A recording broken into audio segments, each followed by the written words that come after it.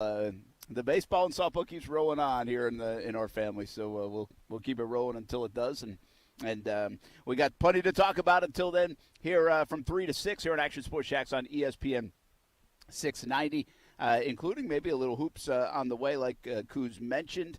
LeBron against the Knicks as he comes back. Should he be, and should he rest it a little bit more?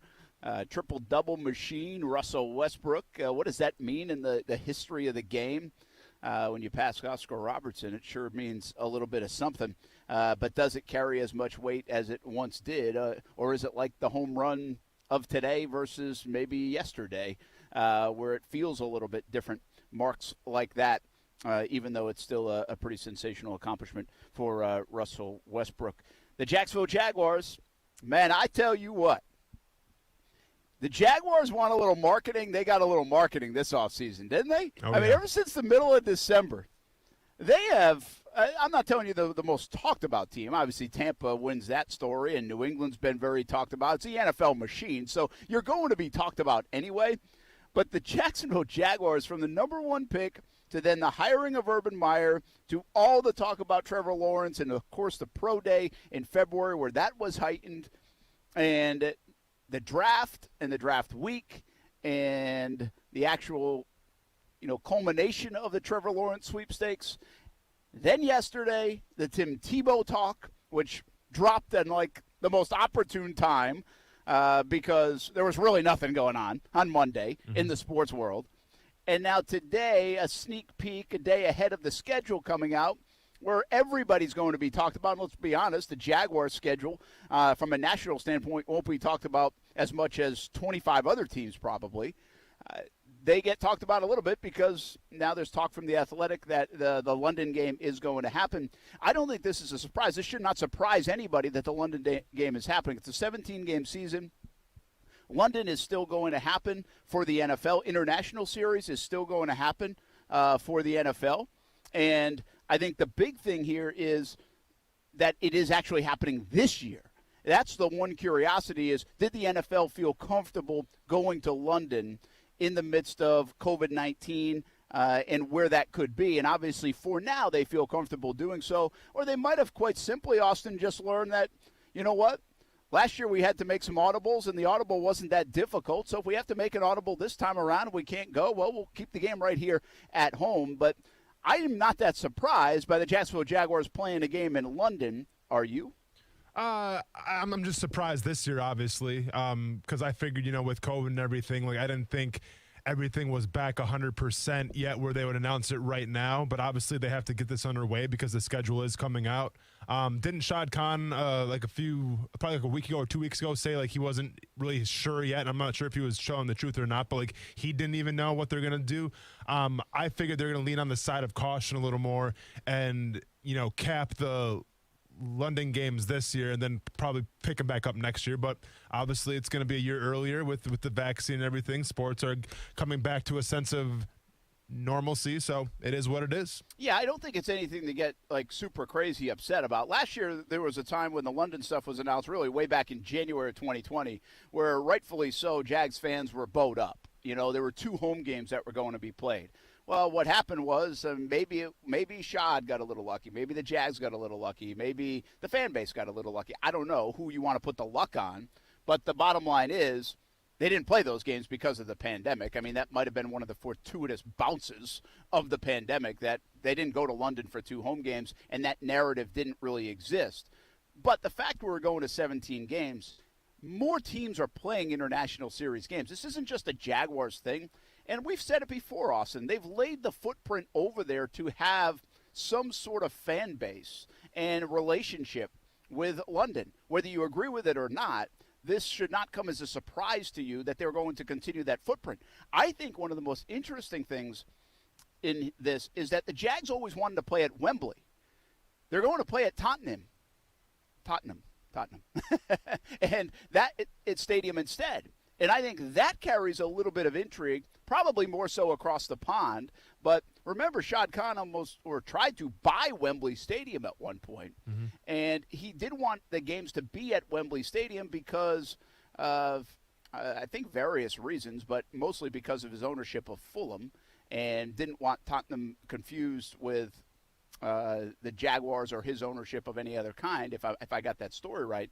So that's probably, I don't know if it's surprising. I think a lot of people thought it was going that way. The NFL does not have an agreement with Wembley right now, and that's why they're going to play in that stadium. But to me, that's probably the curveball. There's two things here. That's where they're playing instead of Wembley, which will be different for the Jaguars, by the way. And we've been over there quite a bit, and they kind of know the deal at Wembley. So that will add a little bit of a difference for Urban Meyer and the complete Jags organization.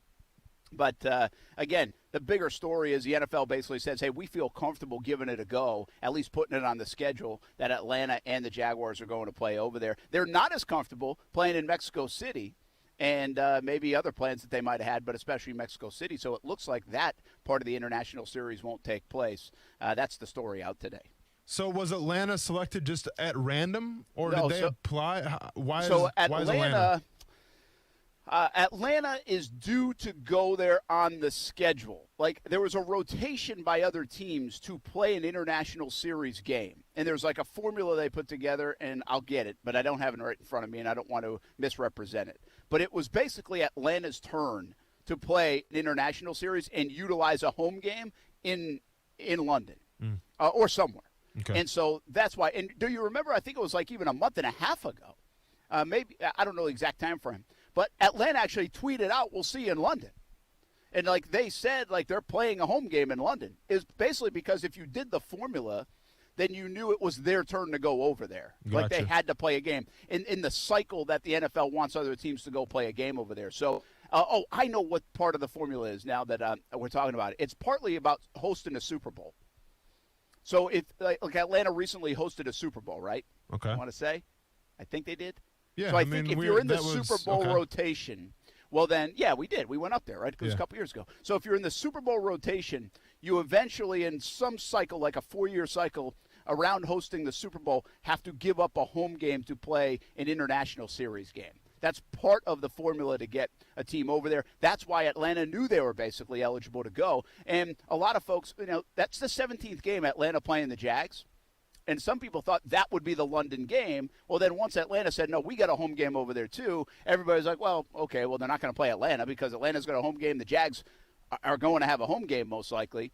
So now the word is, at least out of this Athletic article, there's a lot of talk that the Miami Dolphins will be the game over there in London against the Jaguars whenever that happens. Gotcha. So that's a little bit of the background there. That's why Atlanta is. And again, I think the biggest thing here is what the NFL learned is they said, you know what, we can call an audible on this pretty quick. I mean, we called a lot of audibles last year. And so if you have at least the logistics and the plan in place to go to London and play a game, and we have Atlanta and Jacksonville going there, if we look at it in August or July and say, you know what, this isn't that feasible, we're not comfortable with where the vaccines are, the test results are, and we don't feel comfortable putting our players at risk, well, then they just turn that off and don't go. I think I made it sound super simple. I'm sure it's more complex than that. But I think that's what's going on here, and that's why now the league must feel comfortable enough to go play a couple of games in London and expand that footprint. And, Austin, that's not stopping. And I know Jacksonville, and I know the fan base, and I understand the fan base doesn't love all this London stuff, and they especially don't love the narratives that the national guys some have, although that seemingly has died down a bit as well for the most part. But the bottom line is, people around the NFL, franchises around the NFL, are a bit envious of what Shad Khan and the Jaguars have done over in London. Now, not fans, but I think owners. And the money and the footprint that can be made over there, Jacksonville got a head start. And I think more people want in that game from an international series standpoint, and I've said this countless times, and I think Shad Khan's even said this over the years, is that the NFL is a bit saturated in the United States. That's why you see games going to Mexico, to London, to Canada. And by the way, there's a lot of talk, and I think this is even more complicated, but there's talk of Germany and China and where else could the NFL go. But they are expanding their horizons, whether people like it or not. No, I mean, that's just the way business is. It's all about making that money, and owners, obviously, they want to win. They want to hoist that Lombardi trophy, but they also want to make money in the process and get a return on their investment. So No, I mean, I think Jaguars fans understand what's at stake with the Jaguars going to London, one time per year. And I think, a majority of them are okay with that. They're cool with that. I think where you ran into problems a little bit was when we talked about the 2 home games, across the pond, because then we start talking, well, is that really a competitive advantage or a competitive disadvantage? Yeah. Right. And then it starts saying, well, we only get to see 6 games in person here in Jacksonville. So I can see fans having a problem with that. I think 7 games. I think that, people should have saw this coming. Now, once again, they probably should have saw it coming next year. I don't think a lot of anticipated that they'd be traveling to London this year, but it is what it is. It's not breaking news by any means. It's not shocking news by any means. And once again, it goes to show you that, in terms of generating income, that's pretty much king in the NFL. Yeah. Do you think are we going to get? I just had. Let me just tell you why I asked this question. Real MBB, who jumps in on the show, says, just looking at this tweet makes me sick. And it's basically the title of our show where it says, Jags will play in London. That's not a surprise. And now I think that's what he's talking about. He's probably talking about what if Tebow can play tight end? Yeah, I don't know which one he is talking about now that I say that. So he could be talking about that. Yeah. But I guess where is the psyche of the fan base on London? You just kind of said it. I think it's like, get that 2-game talk out of here, right? But now that it's a 17-game season, and that's the way it's going to be in the NFL for maybe ever now, or at least for the foreseeable future, do you think, sincerely, even with Urban Meyer, Trevor Lawrence, and maybe the Jags being good, do you think the fan base is overall that bent out of shape about 1 game in London still? No. I think it comes down to 2 games. I think right now, the 1 game, they accept it. They know, they know what's up. I just think we saw the outcry and we saw the outrage when it was 2 games. And I think that was justified. I think that the 1 game in London, whether it helps the bottom line, whether it helps grow the Jaguars brand, so be it. I don't think the fan base here has an issue with that. I think when we start talking 2 games, that's where they draw the line. Yeah, I agree with I agree with that with the masses. That doesn't necessarily mean there aren't going to be people vocal about, hey, no, I don't want any games over there. Like, I get it, and I think there will be some people like that. But I was talking more about the masses here. How do you think the response will be? I think we've almost become accustomed to it. We're almost a decade of it, the 1 game. The 2 games was a surprise. I've said this here on this show many a times. I think the Jags miscalculated the reaction there. I really do. I understand it from a business standpoint, what they were maybe going after. I asked myself that for years, why they're not looking at 2 if 15% of local revenue came from the 1. So that's strictly business. But was not surprised by the reaction of the fans, and rightfully so. I would be mad as a fan as well if for the Jags. More so because look what's happening again. And we've had these conversations. They are really projecting right now, from the folks that I can talk to, that they are going to sell out that lower bowl no problem. Like, they are aiming toward that direction. I'm a season ticket holder, and so the emails that I get say, hey, the tickets are going, there's a good demand. We already know some of the stories, like there's new ticket holders out there. We've seen, I think it was like 50% of some of the ticket buys have been from people they didn't even have in their database. The bottom line is Urban Meyer, Trevor Lawrence, and the excitement of this offseason has created some demand. And why? Because there's excitement. There's hope. There's thought that they might win. And like a future where you could see winning. And if they do sell the lower bowl, Austin, that's like over 45,000 tickets is from what I've been told, more toward like 47,000. We're talking about a place that seats a little over 60,000. That's pretty good if you get that lower bowl. So, you're talking about a lot of sellouts. If you factor in walk-up fans, maybe a little momentum during the season, and even visiting fans. We are in the state of Florida. You're going to get visiting fans. So you're talking about a lot of sellouts at home this year, or at least close to. That stadium's going to be alive and well this fall. So it's again, if you deliver the product, the people here are ready to go see it, and they want it, and they thirst it. If you lose for 10 straight years, it's very hard sell. That's just the way it goes. Yeah, and that's where the whole argument of the viability came up into place, because if you give them a good product on the field, then, give them the fair sample and say, okay, if we have winning teams year in and year out, what is the attendance going to be like? What are the sales going to be like? We don't really know, because we haven't had consistent winning here in Jacksonville for a long time. So that's where the whole phrase, the viability comes into play.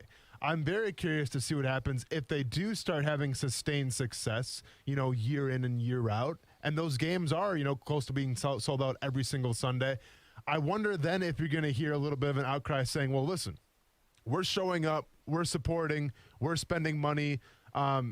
This team is doing fine financially. I wonder then if you hear, why are we still going to London then?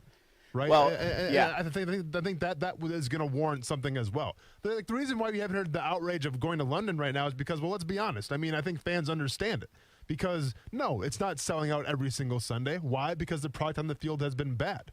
I think once the product is good and everybody starts, the game starts selling out, then fans may have a qualm, and they may be justified to say, well, why are we still going to London if the viability shows that we're showing up, we're cheering for Trevor Lawrence, we're cheering for Urban Meyer, we're cheering for these Jaguars, why are we still going over there? Yeah, and I think what will exacerbate that a little bit, Austin, this is getting down the road, and let's be honest, man, I hope we get to that point. I hope we get to the point where we can have that conversation of why aren't all 9 home games, and by the way, that would be every other year, being played right here in Jacksonville, or why are you taking one to London?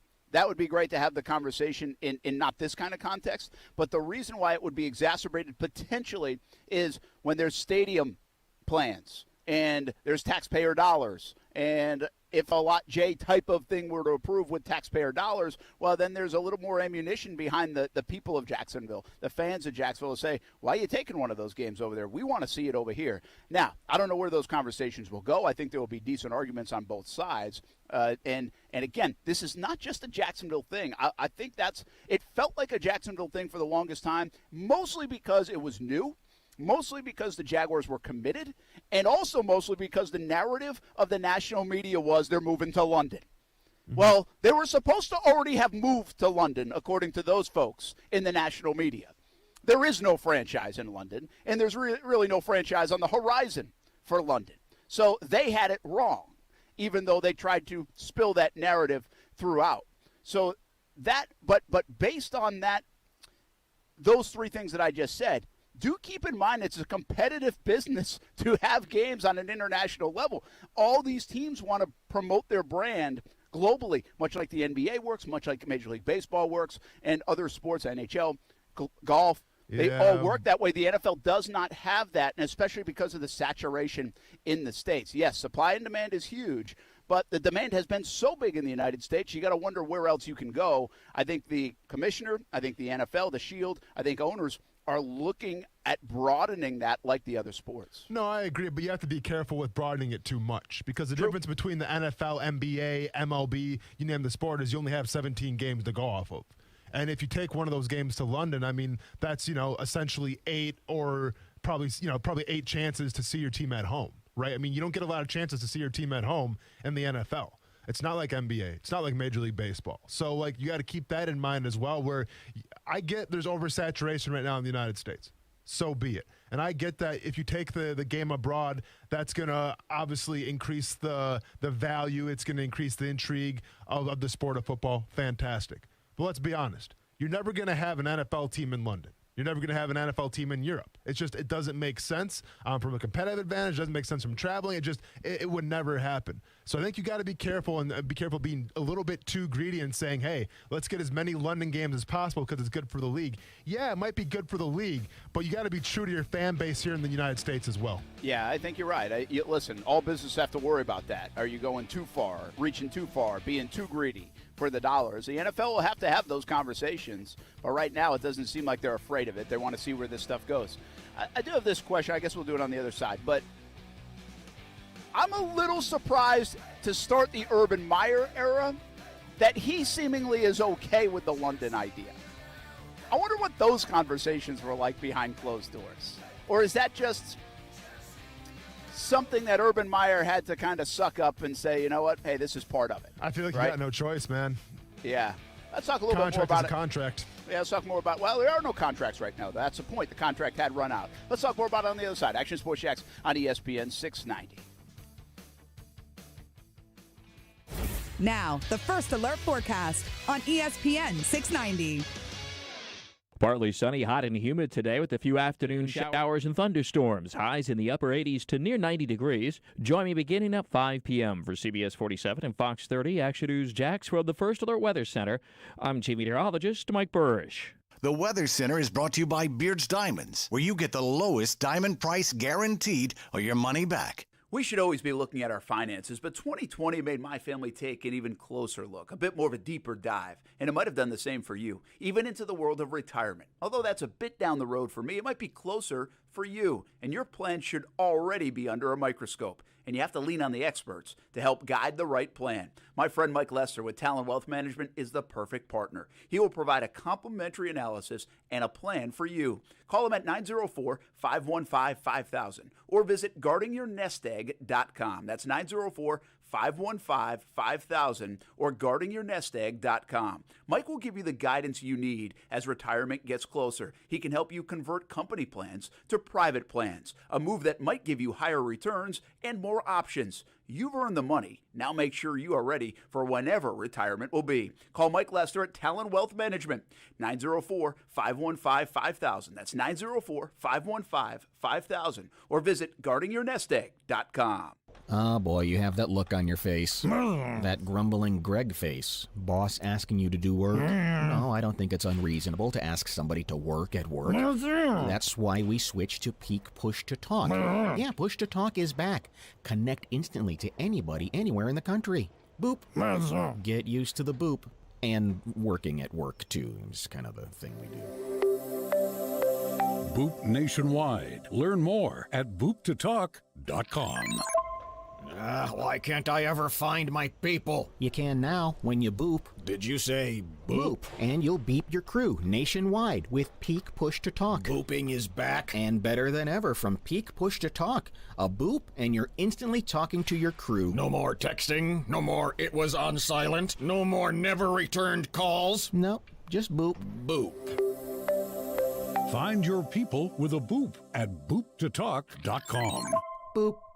It's been 6 months since my wife leased her new Cadillac from Fields Auto Group, and she absolutely loves it. It's our first experience with Fields, and it's been terrific. They say you can step up to luxury for less, and we did. Not just a luxury Cadillac XT6. The car is beautiful, but the customer service is extra special, too. It was like that at Fields Cadillac Jacksonville, and it will be like that at any of the Fields locations in Jacksonville. Cadillac, of course, Jaguar, Land Rover, Lexus, Mercedes-Benz, and Porsche as well. Yes, it's luxury for less at all Fields Auto Group locations in Jacksonville. Plus, you'll also be part of their exclusive Fields Amenities program, where you will get complimentary loaners, car washes, and cafes. We are now part of that Fields Amenities program, and my wife tried the loaner program. It was easy and a nice added benefit. So whatever you're driving, see Fields and step up to luxury for less. Check out their locations all around Jacksonville, just like we did. You can go visit fieldsauto.com. Don't paint,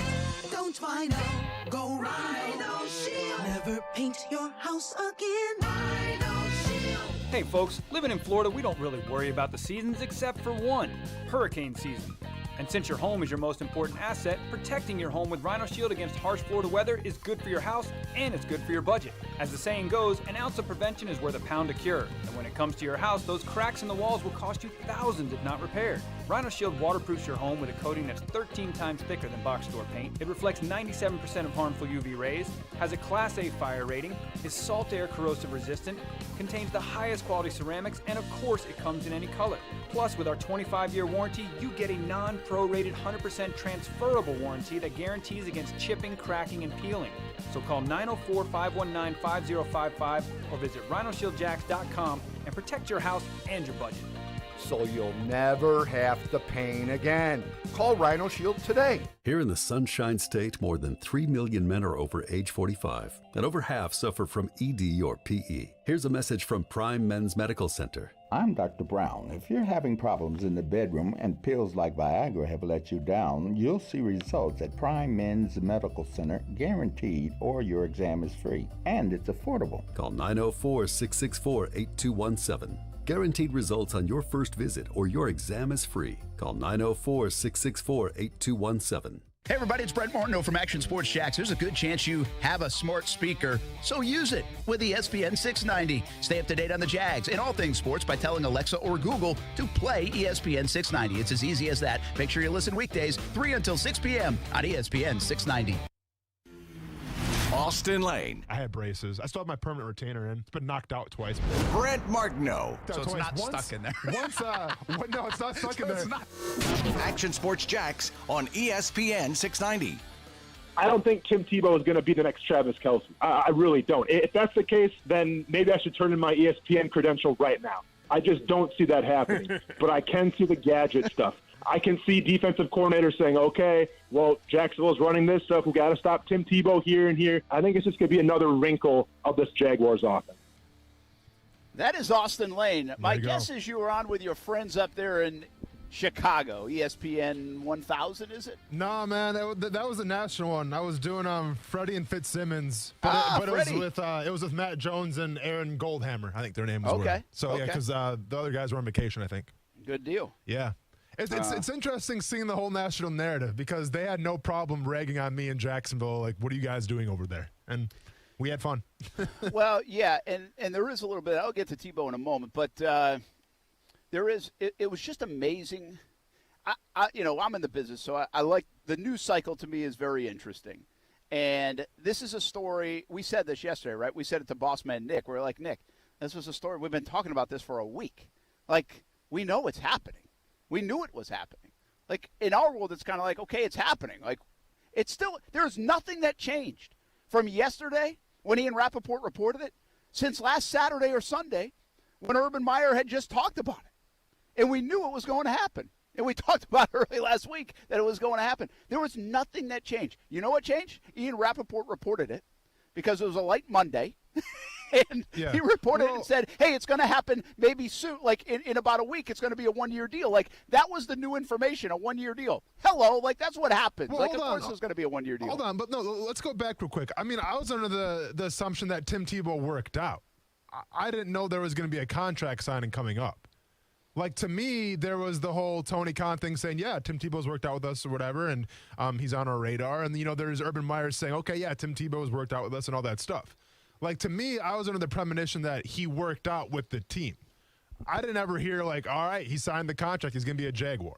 Well, maybe I just misheard it. Well, that's the point, Austin, too. And, like, I corrected you a couple times. He hasn't signed a contract. Like, he hasn't. He's not officially a Jaguar. Like, do you think he's going to sign a contract? Yes, but I thought that last Monday and Tuesday when we were talking, we heard from Trent Baalke. He was asked about it, I think, on Friday night. It might have been Thursday night opening. I think it was Thursday night because the rumors came out on draft day, right? That it finally had been out there that he had worked out. Correct. Well, Trent Baalke said, yeah, he worked out, but we'll talk about all that stuff later. Did not diffuse it one bit. Urban Meyer talks on Saturday. Does not diffuse it one bit. Says, hey, if I think Tim can help us win, he even gave details about him working out and him not staying for the entire workout. But wasn't it still on Tim to actually want to do this as well? Wasn't there speculation that, hey, he worked out, but he still has to want to do this? Isn't that what Urban Meyer said? Like, didn't Tim Tebow's side still have to, like, hey, like, do you still want to do this? Like, he had to make that decision. Yeah, maybe he did. Maybe that's new. Maybe on the Tebow front, it's like, okay, I'm all in. I didn't view it that way. I just view – I really don't feel like there's been – it's still, it's trending toward him being a part of the Jacksonville Jaguars. Like, we said that all last week. Like, that's why we had discussions about the topic. It's trending toward – he worked out with the team. They did not say, no, it's not happening. When you don't say, no, it's not happening, that means it's probably happening.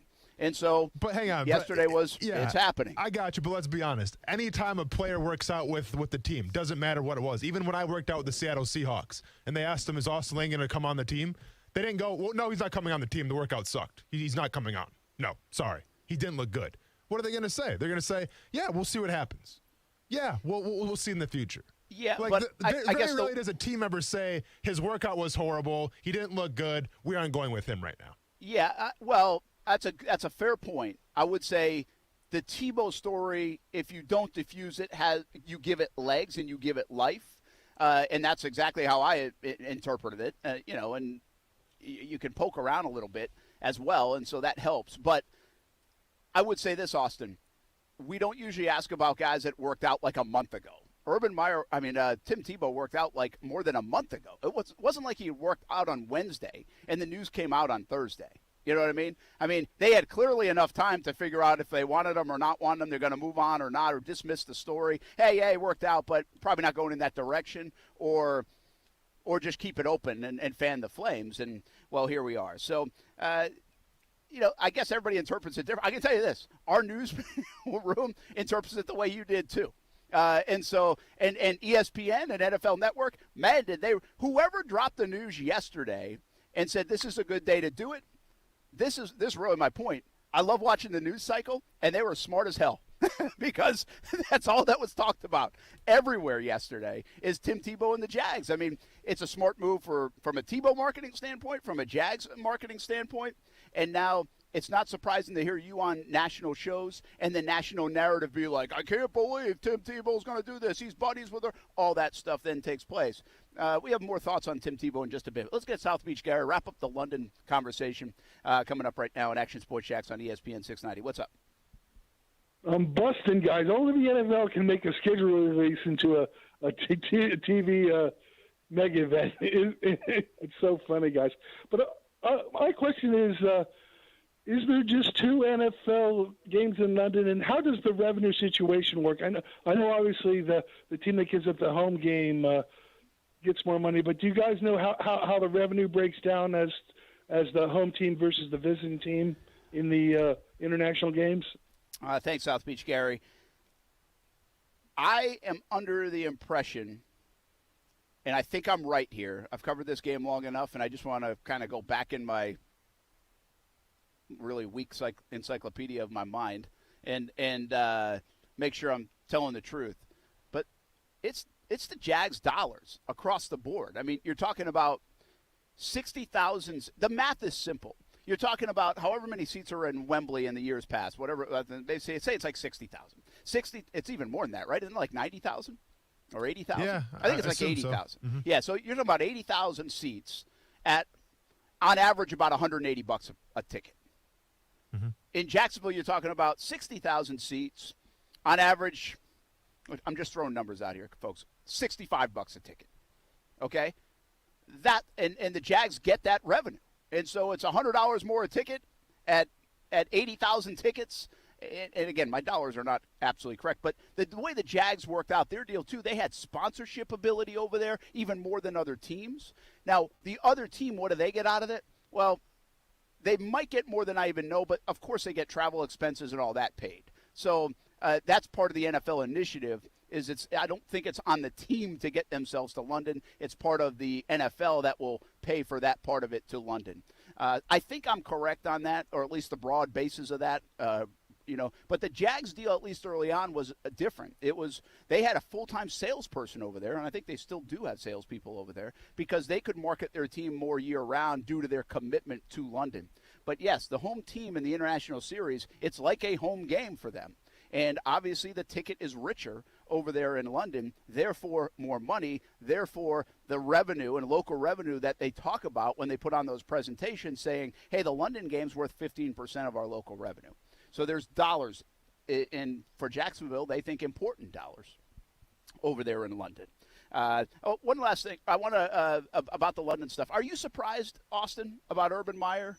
And do you think he had any kind of like, hey, I don't want to do this, any kind of reservations? I would think if when Urban Meyer was looking at this job and the pros and the cons of taking the job, it's Trevor Lawrence, it's all this money, it's they've got a good core that I like, we can work with those guys, we have a lot of draft picks, all those kind of conversations that would be normal for any coach. But I would say in the con department is, I don't think it's best for our athletes to go to London and play. Mm-hmm. If I'm all about our athlete, I don't like this idea, but I'm going to have to deal with that idea. Yeah, I just think that I'm sure Urban isn't the biggest fan of going to London, but he also understands the business aspect of it. And I'm sure conversations have taken part where if they do have a year in, year out, a successful season, maybe then they stop going to London. Like I'm sure Urban Meyer's had those conversations with Shad Khan. But, it is what it is. I think he knew that getting into the whole thing, and, he's got to be okay with it, and he's got to go forward with it, even though he may not agree with it 100%. Yeah, and so I guess in the big picture, Austin, this does kind of work against what he says a little, right? It's best for the player, best for the player, best for the player. I'm interested. I don't know if you're interested, but I'm interested to see how he handles the London side of this. Whether he just says, hey, we got to put our arms around it, rally around it. Whether he kind of is like maybe hopefully at least quietly says, maybe we can get rid of this thing over the next couple of years. I don't know, because I do think the players didn't mind it. Like, I know they don't love it to travel, but I do think some of the players, especially the newness of it, a young football team, in my experience going over there, I think I saw players like Senderick Marks and you name it, enjoy the trip. Mercedes Lewis. I saw them enjoy the trip to London. I don't think players hate the trip to London, especially once they're there. I don't know if the coaches and everybody else love the idea of playing over there, though. I think being a one-off, maybe they do enjoy it. I think that if you're doing it year in and year out, maybe that can be mundane a little bit. I think you're bringing in veterans that have probably played in London before in free agency. Maybe they're over it. I think that, the younger guys that just got drafted or the second-year guys, like, they'll be excited for it. It all depends who we're talking about here. But I think that if you're a seasoned vet in this league and you played over there before, you know what it entails. You know it's the change of the sleep schedule. It's the traveling. It can be hard on your body. I'm sure they'd rather just play at home, but I think it's also exciting for the new guys in the league to share an exciting experience. Yeah, and I think there is an element of that. I really do. I think I've seen. I believe I want to say it was Trevor Lawrence who mentioned, like, could London be good for Trevor Lawrence and his brand and marketing, and could you see that for other players too? Do you think it's benefited other players to go play a game over there? Just a sample. Again, not organizationally. I'm talking individually. I think Trevor Lawrence is going to be a star regardless if he goes to London or not. Like, I think if he performs like we think he's going to perform, I mean, his reach, his marketability, if you will, it will transcend the London whether he's playing over there or not. Yeah, I think so too. But I just have this stuck in my mind, this global icon type of thing that Dabble Swinney referenced, and I'm like, well, okay, London, yeah, that makes some sense. He's already got, some worldwide endorsement in terms of cryptocurrency, and I think his clothing manufacturer that he signed up with is really located in, like, Vancouver, if I'm not mistaken. Sure. So, again, I think it's an interesting. The whole thing is wild if you really break it down. The NFL wants to expand. Owners don't mind it because they see green. Quite frankly, there's a lot of money over there. Like my initial thing I've always said about London ever since I went over there for the first time, and I said it was like money dripping off the walls in London. I mean, that's what it is. Yeah. It's unbelievable how much money's over there. It feels like you can almost feel it.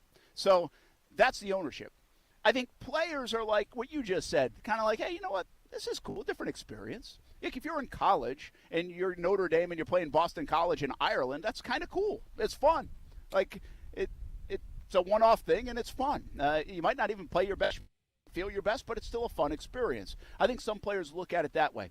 And then I do think the coaches, knowing what's best and wanting to win so badly and also wanting every competitive advantage possible, I would say that's the group, along with the fans, that are not the biggest and highest on London. Yeah. But you also have to remember this, Austin. There is a segment of the fan base, especially other teams' fan bases, that kind of like that one-off deal of going to London, too, to say, hey, let's go travel with the family. Now, obviously, didn't have that last year, might not even have it this year. But I think many people, even in Jacksonville, have planned a trip to say, hey, let's go watch the Jags over in London and watch them at Wembley Stadium. It's a unique experience. So not all fans are on the downside of playing the international series, whether it's Jacksonville or other places. No, I mean, if some fans have the luxury of, getting to take some time off and, spending the dough, I mean, absolutely. Like, there's that part of that fan base that loves to go to London and follow their team. I'm sure it's a very cool experience. To me, it's just about you got to somehow have that bridge between Jaguars fans and London fans, I guess, and I think there is a bridge there. But let's be honest, like, you're a Jaguars fan because you want to see wins and losses. You're not a Jaguars fan because you want to see this team make as much money as possible. Now, there's some to that because if they don't make enough money, then, well, guess what? They probably pack up and leave town. Now, that's not going to happen, but that's the way business goes, right? But, like, I don't think Jaguars fans necessarily care about, the teams going to London, just like the Falcons fans could probably care less about the Falcons fans in London. And this is kind of the point I was alluding to in our first segment here, where it's like, you got to grow the brand. Okay, I get it. This is a cash-making machine in the NFL. But you got to be careful how greedy you get, and you got to be careful that you don't abandon your domestic fans already that are here, that are established, that are essentially, a.k.a. the diehard fans, and you don't lose some of that, popularity because you go to London every single year with other teams. Yeah, no doubt. Hey, I want to talk more Tim Tebow in a bit. Coming up next, though, did you see this story out of Oakland and Major League Baseball relocation? Yeah. Jacksonville baseball fans are having some fun. Hey, don't plan on it. Jacksonville and a Major League Baseball team? I doubt it, okay? But let's entertain it for fun. Give you the latest on Oakland potential relocation and where's the leverage in all of this for a new stadium deal. That's a big story out of Major League Baseball today. We hit some Tim Tebow topics and the schedule along the way here on Action Sports Jacks on ESPN 690.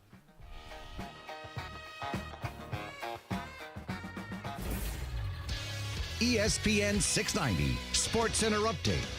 Good morning, I'm Justin Kuzart. The Jacksonville Jaguars are headed back to London for a home game for the 2021 NFL season, according to The Athletic. The Atlanta Falcons also set to play a home game in London as well. The Athletic said full details on the Jags and Falcons London games will be released Wednesday when the league releases the full schedule. More reaction happening to the Tim Tebow at tight end rumors for the Jags. Here's Action Sports Jack's Austin Lane on Freddie and Fitzsimmons. I don't think Tim Tebow is going to be the next Travis Kelce. I can see defensive coordinators saying, okay, well, Jacksonville's running this stuff. We got to stop Tim Tebow here and here. This afternoon, catch the Jacksonville Jumbo Shrimp on the road against the 1-5 Durham Bulls. First pitch is at 6:35 p.m., and you can hear the call today on ESPN 690, our Facebook page, or ESPN690.com. This Sports Center, sponsored by Jacksonville Chrysler Jeep Dodge. We should always be looking at our finances, but 2020 made my family take an even closer look, a bit more of a deeper dive, and it might have done the same for you, even into the world of retirement. Although that's a bit down the road for me, it might be closer for you, and your plan should already be under a microscope, and you have to lean on the experts to help guide the right plan. My friend Mike Lester with Talon Wealth Management is the perfect partner. He will provide a complimentary analysis and a plan for you. Call him at 904-515-5000 or visit guardingyournestegg.com. That's 904-515-5000 or guardingyournestegg.com. Mike will give you the guidance you need as retirement gets closer. He can help you convert company plans to private plans, a move that might give you higher returns and more options. You've earned the money. Now make sure you are ready for whenever retirement will be. Call Mike Lester at Talon Wealth Management, 904-515-5000. That's 904-515-5000. Or visit guardingyournestegg.com. Need a good paying job with a flexible work schedule and benefits? A1A Solar is looking for you. $70,000 is a reasonable first-year expectation. Seasoned reps can easily make six figures. Leads provided to you as well. Health, dental, 401k benefits. A1A Solar is a tremendous company, voted best places to work in Jacksonville, and in 2016 was the Veteran-Owned Business of the Year. Be a part of an awesome company at A1A Solar. Just go visit A1ASolar.com. Shred your goals this year with the new Metabolism Boost Banana Passion Fruit Smoothie from Smoothie King. At only 240 calories and 14 grams of protein per 20 ounces, this crave-controlling meal smoothie has non-GMO whole fruits, naturally derived caffeine, and absolutely no syrups. Or try strawberry pineapple or mango ginger. Start your healthier habit and order online at smoothieking.com. Now for pickup or delivery at any of the Jacksonville area locations. Smoothie King, rule the day. There is a taste of the islands in every drop of Vida de Luis tequila, imported directly from Tequila, Mexico to Jacksonville Beach. Vida de Luis is the only locally owned tequila in Jax Beach. Support local and try Vida de Luis. Award-winning, smooth, all natural, no aldehydes or additives, which means wake up feeling good the next morning. Find out where you can pick up a bottle of Vida de Luis, Blanco, Reposado, or Añejo. Just visit VitaDeLuis.com. Support local and taste the islands in every drop. Oh, pollen season is still hanging around. I'll take care of my allergies, but who's going to take care of keeping my truck clean? I've been going to Prime Car Wash. Full service interior and exterior. And while you wait, spacious lounges, even child-friendly lounges. Starbucks coffee, iPads, Wi-Fi. Before you know it, your car or truck is cleaned. I went to the Beach Boulevard location, and there's one on San Jose as well. Give it a try. You can even get a membership. Let Prime Car Wash take care of your vehicle. Prime Car Wash. Clean inside. Clean outside. I received a call the other day from a woman. Her husband tragically was unable to call himself, but he had told her, if anything ever happens to me, call Morgan & Morgan. And what higher honor could we receive than protecting someone's family after they're gone? Life can be shattered in a moment. When that happens, know that America's largest injury law firm is here for you. When it comes to law, size matters. We're America's largest injury law firm, Morgan & Morgan. Visit forthepeople.com for an office near you. For the ones who get going when the going gets tough. And the ones who know we're tougher together. For the Pathfinders breaking new ground. Grainger offers supplies and solutions for every industry, as well as fast access to experts and 24/7 customer support. Because we know you have people depending on you, so you can always depend on us. Call, click Grainger.com, or just stop by. Grainger, for the ones who get it done. For the ones finding new ways to ensure the job always gets done. For the ones wearing many hats. For the ones who are hands-on, even from far away. And the ones keeping business moving forward. We are Grainger, offering supplies and solutions for every industry, with 24/7 support and experienced staff at over 250 local branches. Call, click Grainger.com, or just stop by. Grainger, for the ones who get it done. Hey, what's up, everybody? It's Austin Lane from Action Sports Jax on ESPN 690. Smart speakers are becoming part of everyday life, so why not use it to listen to the radio? Tell Alexa, Google Home, or any other speaker to play ESPN 690. Give it a shot weekday afternoons from 3 to 6.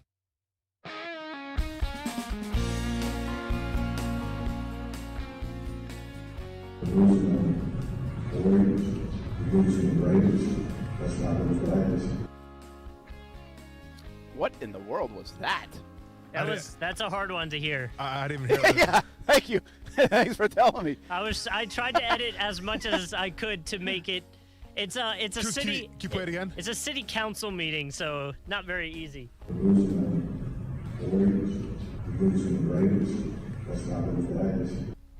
He said we're losing the Warriors. We're losing the Raiders. You best not be losing the A's. Yeah, and that's obviously out of Oakland. What you said, city council meeting. But so do you that's know the who story. it was?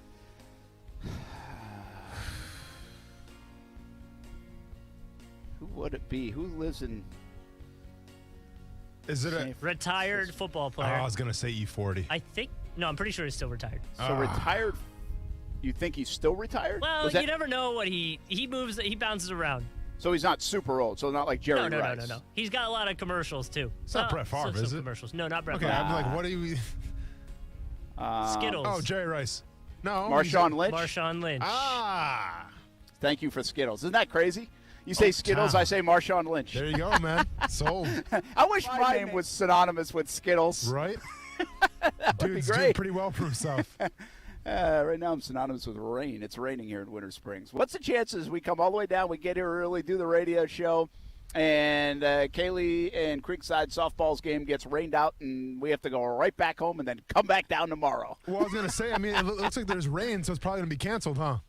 Well, it's not bad right now. There's like an hour and a half of bad storms. So it just all depends on the field, you know. If they anticipate it and they can take care of the field, but yeah, I mean the softball. If they really thought the field was bad or they looked at the radar, I mean you knew that we were going to get about an hour and a half of storms. I don't know why they would have told them to even come down. And like the softball team's about a half hour away from here right now, so they either made the call too late or now I think they're down here. I mean, the game might not start till 10 o'clock at night, but. I say get it in. I don't care if we're playing at 2 in the morning. Yeah. And by the way, I really don't care if we're playing until 2 in the morning because I don't want last week's situation again. I don't want both kids playing on the same day again. That's what happened last Friday. And Ty's playing tomorrow. So if they have to push it to tomorrow, here we go again. Man. Hopefully I'm so it all selfish. Works out. I understand, but you'll understand someday, folks. That's what I tell you. Anyway, hey, Major League Baseball.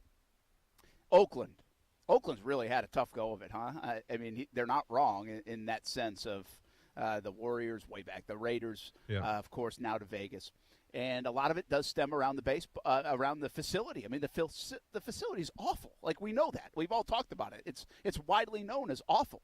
So a new stadium, whatever, I don't know. I'm not familiar enough with the whole government and taxpayer deal of that and how it all went down, if it was a fair deal for the taxpayers, if it was ridiculous.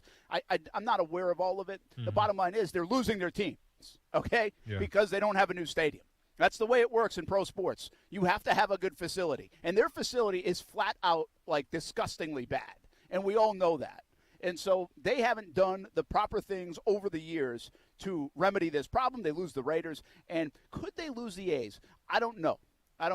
There's a lot of talk, like, on my timeline and people asking on social media, would they come to Jacksonville? I love the idea of that. I love the entertainment value of even thinking about it. It's never happening in Jacksonville, folks. It's never happening. Major League, there's two distinct reasons, in my opinion, and you can tell me if I'm right or wrong, Austin. But one, as fast as Jacksonville is growing, which it is, it's growing rapidly, and it will continue to grow, in my opinion. I think it will attract more businesses, and while we might only have a few or a couple of Fortune 500 businesses right now, we might have a lot more 10 years down the road, and maybe that's sufficient. But I still don't know if it will be sufficient enough to get 81 home games and the dollars involved and the sponsorship involved to support a Major League Baseball team. So that's number one. And number two, let's be honest. If I'm on the board for Major League Baseball, I'm looking at baseball in Florida, even though it's unbelievable at the youth levels and collegiate levels. And I'm looking at Miami and I'm looking at Tampa. And neither one of those places scream out, hell yeah, man, those fans are going to come. No, for sure. So how in the world would you think another Florida city would work with Major League Baseball? It'll never happen. I love the idea of it. Listen, I'm a huge baseball guy. You sign me up for that tomorrow. I'd love it. But it ain't happening, and this is the highest Jacksonville's going to get, the AAA level with the Jacksonville Jumbo Shrimp, and there'll never be a Major League Baseball team here, in my opinion. No, and I wholeheartedly agree with you. It doesn't make sense from a money-making per se. It doesn't make sense from attendance. It's already saturated enough as it is. So, yeah, I agree with you. I think if Oakland want to be hip to the game and they were actually looking to move, they'd go to Las Vegas. Yeah, there's places to go. I'm not as familiar with where to go in Major League Baseball. Like, San Antonio is always a hot destination for places to be rumored to go, right? They only have the NBA. And so could you put a hockey team there? Could you put an NFL team there? Could you put a Major League Baseball team there? San Antonio's a hot city, a growing city. There are others probably to choose from. But yeah, I think, said, Las Vegas. Well, yeah, Vegas too. I don't know if they want to continue to just uproot every Oakland team and move them to Vegas. But, hey, it's right down the road. Listen, it's an easy Mayflower trip. Yeah, I mean, we're not sure how it's going to work for the Raiders yet. We can assume that it's going to be great. It's working fantastic for the Knights and the NHL. Why wouldn't it work for Major League Baseball? I'll say this a lot. We don't have to belabor this. We're up against it anyway, so it's an easy, quick thing. If there is ever another professional team here in Jacksonville, it will be the NHL. Because if you really do look at what Tampa has proven, and now what even Jacksonville with the Icemen and the ECHL has proven, is that people will watch hockey. And the other thing is, it doesn't matter if it's in the South. Some of the hot markets in minor league hockey and in professional hockey are down in the South. Now, I kind of eliminate Florida a little bit, although I think the Panthers are pretty good this year, or had been. Are they? They okay? I don't. Most irrelevant franchise in sports. Actually, no. The Florida Panthers are doing good. Tampa Bay is doing good. Yeah, they're both doing pretty good. They did just win against the Lightning last night. Yeah. So the Lightning are a fantastic blueprint for what Jacksonville could become, again, some 15, 20 years down the road if an NHL wanted to expand or move. Like, they could be a possibility, especially based on what Bob Arablo and Andy Kaufman and the Icemen are doing here with attendance. I mean, they've done a nice job. So it could happen down the road. If there's ever a professional franchise, that's the one. And I'm going to give you another reason why. You don't have to build much of a facility for it. The Veterans Memorial Arena is already here. 17,000, 18,000 to get into an NHL game is what you need. You don't need 60. You don't need 40. So it could happen. I think that the next professional team that's going to be in Jacksonville is going to be a WNBA team. Oh, WNBA. Very good. I don't think they don't even have a Florida team, do they? Atlanta? No, I don't think they do. So there you go.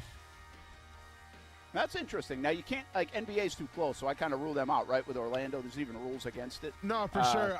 I just think with the fact that people seem to be investing in it, athletes and, pretty successful investors. Yeah, good point. If they're going to invest in the league's going to expand. Maybe be in Jacksonville. Yeah, that's interesting. So anyway, sorry, Major League Baseball fans. Don't plan on a Jacksonville team in the MLB. Not going to happen. We'll be back. Action Sports Jacks on ESPN 690. Question that we did not ask about Tim Tebow, and also some talk about the NFL schedule to be released tomorrow. It's next on ESPN 690. CGC Water has been telling you, if you're not filtering your water, you are the filter. Still not a believer? Well, you can believe me. My family has been a happy CGC Water customer for 4 years now. Customer service is tremendous. We got our water tested. We were told about our options in financing in detail. No pressure, just information. Installation was quick, and the CGC team was there every step of the way. And we absolutely love it because it works. Heck, I even think my coffee tastes better because of it. And I love my coffee. A Kinetico system from CGC Water removes up to 99% of contaminants. That's clean. Schedule your free water test today and ask how you can save up to $500. CGC is still taking extra precautions with in-home visits and continuing to follow CDC guidelines. Financing available with approved credit. Call 904-552-1242 for details or visit cgcwater.com. Serving Northeast Florida and Southeast Georgia. CGC Water Treatment, your local independent Kinetico dealer. I love that sound. To me, it's a battle cry. Because when you have a plumbing emergency, what you don't want is some chuck-in-the-truck plumber treating it as just another day on the job, scheduling you for whenever suits him. Well, let me check on that. Hey, Bobby, when are we getting back from fishing tomorrow? Yeah, about tomorrow afternoon. And then doing turd bucket work whenever he finally shows up, if he shows up. Well, flap that, Jack. If you've got a clogged drain, a burst pipe, or a broken water heater, you want same-day service from someone who will go to war on your problem.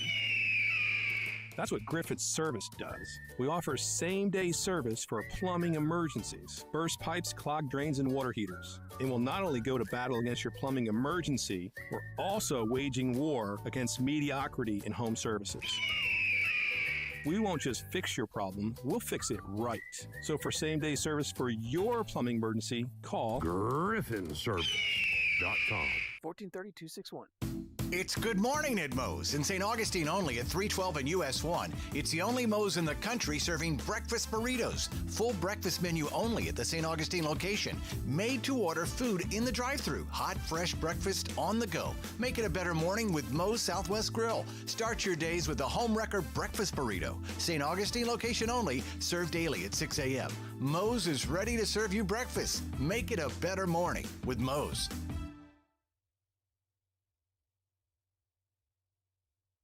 Sports Center. I'm Christine Lisi. Breaking news. ESPN's Adrian Wojnarowski reporting LeBron James' return will have to wait at least another game from that ankle injury. He won't play tonight against the Knicks, targeting a return tomorrow versus the Rockets. Lakers currently in the play-in tournament. A lack of consistency the second half of the season should make LA wary of that play-in, says ESPN NBA analyst Jordan Schultz. I mean, they're 24th in offensive efficiency. They don't make threes at a consistent enough clip. And as we've said, they struggle to create offense. So for me, if I'm a Laker fan, I want the path of least resistance with the least amount of opportunities to go wrong. And that's not the play-in game. Jordan Schultz on the Max Kellerman Show. Manchester City won the Premier League title after Manchester United's loss to Leicester City. The A's will start exploring the possibility of relocating from Oakland with the blessing of Major League Baseball, which could put pressure on local governments to approve a new stadium project that's spent years in limbo. Yankees first baseman Luke Voit will make his season debut tonight against the Rays. He's been out recovering from knee surgery. First pitch 7 Eastern, ESPN TV and the ESPN app. Whether it's offering curbside or next-day delivery for online orders on over 160,000 parts, or getting involved in their local communities, when it comes to serving you, Napa's Motor never quits. That's Napa Know-How. Broadcasting live from the ESPN 690 Anajar and Levine studios. Anajar and Levine Accident Attorneys. Call 904-600-4000. That's 904-600-4000. ESPN 690. Jacksonville's home for ESPN Radio. WOKV Jacksonville. Listen live everywhere you go on ESPN690.com. ESPN 690, a Cox Media Group station. Broadcasting live from the ESPN 690 Anajar and Levine studios. This is Action Sports Jacks on ESPN 690 with Brent Martineau and Austin Lane.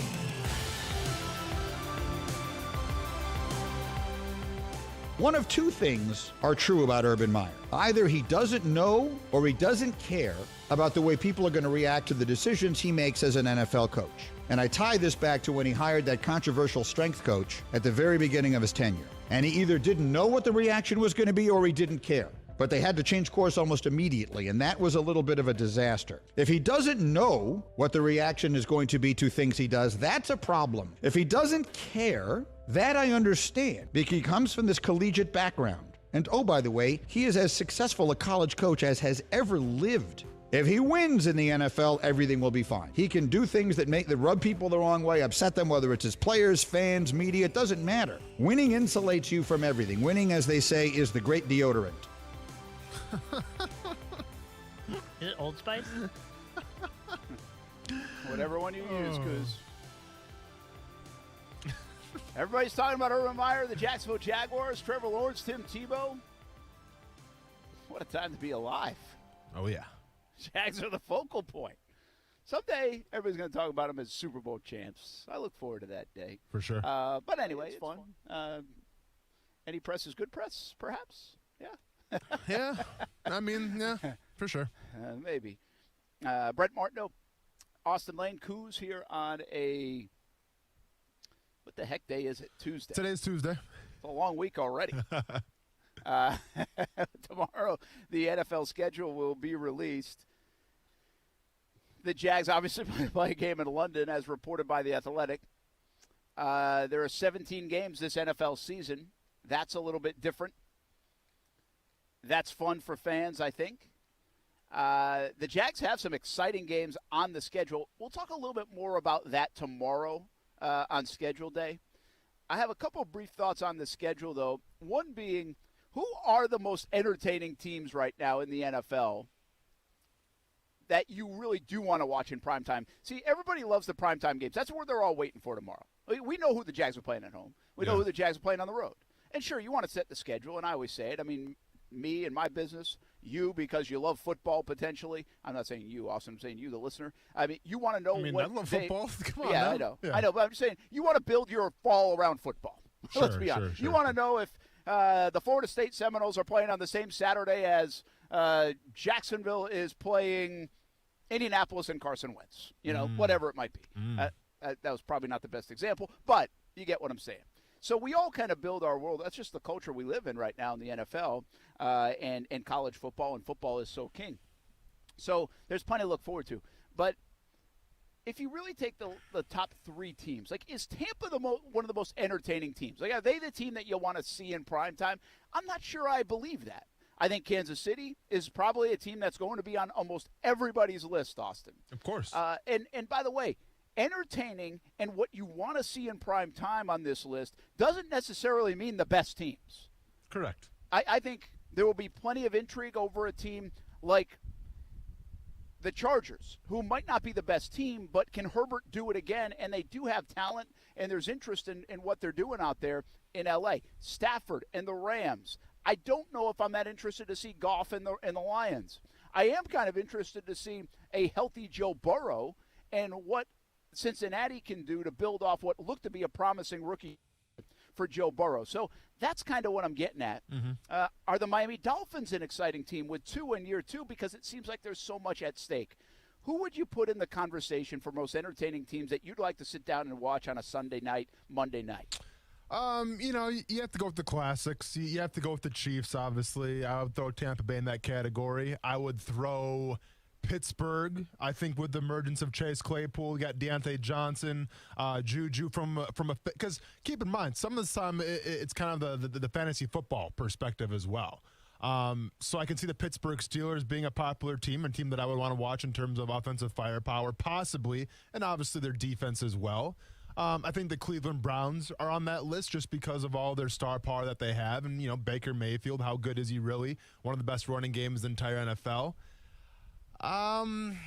Those are the ones that really stick out to me. And obviously, I think the Ravens as well. I think Lamar Jackson took a little step back last year during the regular season, poured it on towards the end of the year and towards the playoffs. But what is Lamar Jackson going to look like now that they have maybe another wide receiver they added? What's that offense going to look like? I think he is must-see TV with the Ravens, and especially with Baltimore being a good defense as well. So I think Baltimore's on that list. So those are kind of my teams that I'm leaning towards, which is crazy because I said 3 teams from one division.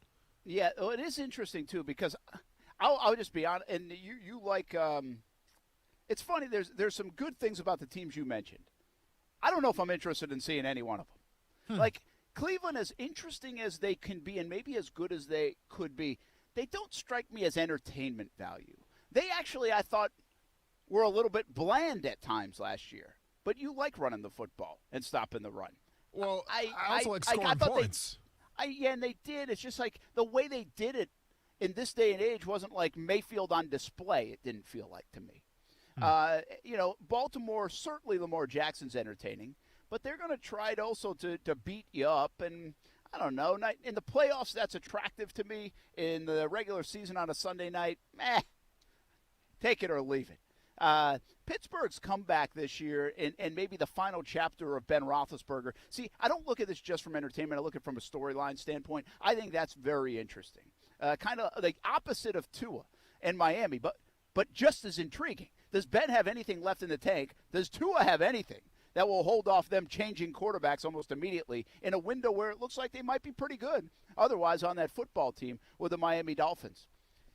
Arizona has to be on this list offensively, even though my disdain for them at times. No, Sorry, for sure. ESPN 690 The Desert. But with DeAndre Hopkins, does J.J. Watt have anything left?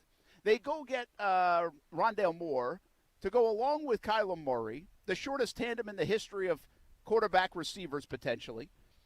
There's a dynamic there in Arizona where, me, I've predicted that they might still finish last in the NFC West, but they might be entertaining as hell. Yeah. They might be like the most entertaining basement team ever. No, you're not wrong, for sure. And I'm not saying, not a lot of people agree with me, by the way, if they'll finish in the basement, but they certainly could. That's how good the NFC West is. Yeah, no, I agree with you. I think that the Cardinals are going to be must-see TV. I think once honest, this is from the primetime games, from the must-see games.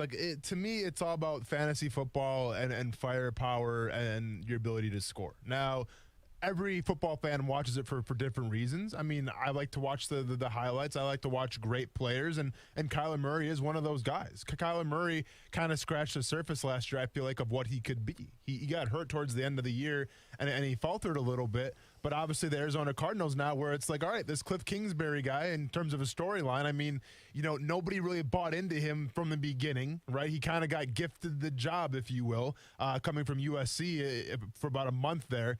Comes to Arizona, it's like, can this new school guy really turn things around? And is it just a gimmick or is it the real deal? I think this is Cliff Kingsbury's chance this year to show, is he the real deal or not? I thought we had the same conversation last year with Sean McVay and the Rams. People were questioning, well, are the Rams really that good? Should we buy into Sean McVay as a head coach, or did he get lucky and go to the Super Bowl? I think last year the Rams answered the question by saying, hey, you know what? We don't have what we had when we went to the Super Bowl, but we have different weapons. We have good tight ends. We have Cam Akers. So let's slow the game down a little bit. Let's go out of 12 personnel, and let's go ahead and evolve our offense. And Sean McVay did. Now there's not any questions of how good of a coach Sean McVay is on the offensive side of the ball. To me, this is Cliff Kingsbury's, this is his addition this year to say, all right, you had a pretty good year last year. Can you improve off that? Can you build off that? Because, it looked good sometimes, but sometimes it didn't look that good. Yeah, I agree. It will be a really fun watch, that whole entire NFC West. And, of course, the changing with Stafford in L.A., I think, is a fascinating storyline. I love the storylines. Where do the Jags fit? And by the way, I'm not trying to tell you, hey, Austin, tell me that they are the top 5 team to watch and they should be in primetime 5 times. That's not my goal here. Are they, with Urban Meyer, Trevor Lawrence, I'm not even going to throw Tebow in, but Urban Meyer, Trevor Lawrence, the upstart potentially Jags, do they have enough interest storylines, potential entertainment value to say, you know what, out of the 32 teams, I think they're in the top half. They might be 15th or 16th, or are they still kind of stuck in the bottom because they're a 1-15, and you're going to have to show me something? No, I mean, there's going to be the intrigue. There's going to be the Trevor Lawrence bump for sure, but that could go away if they don't produce right away. It's going to be cool for the first couple weeks, but if they start winning, then you got a story there. Yeah. I still stand by what I said. I think it's going to be at least 3 primetime games for the Jacksonville Jaguars. You got 3, huh? Yeah, because the over-under was 2.5, and I took the over. So I got 3. I think, we can go game by game here, but I truly think that Trevor Lawrence is that big of a deal. When you outsell Joe Burrow by, 2 times the amount of jerseys, that says something right there. I think the NFL takes notes of those types of things. So I think they get at least 3. I'm going to say 3.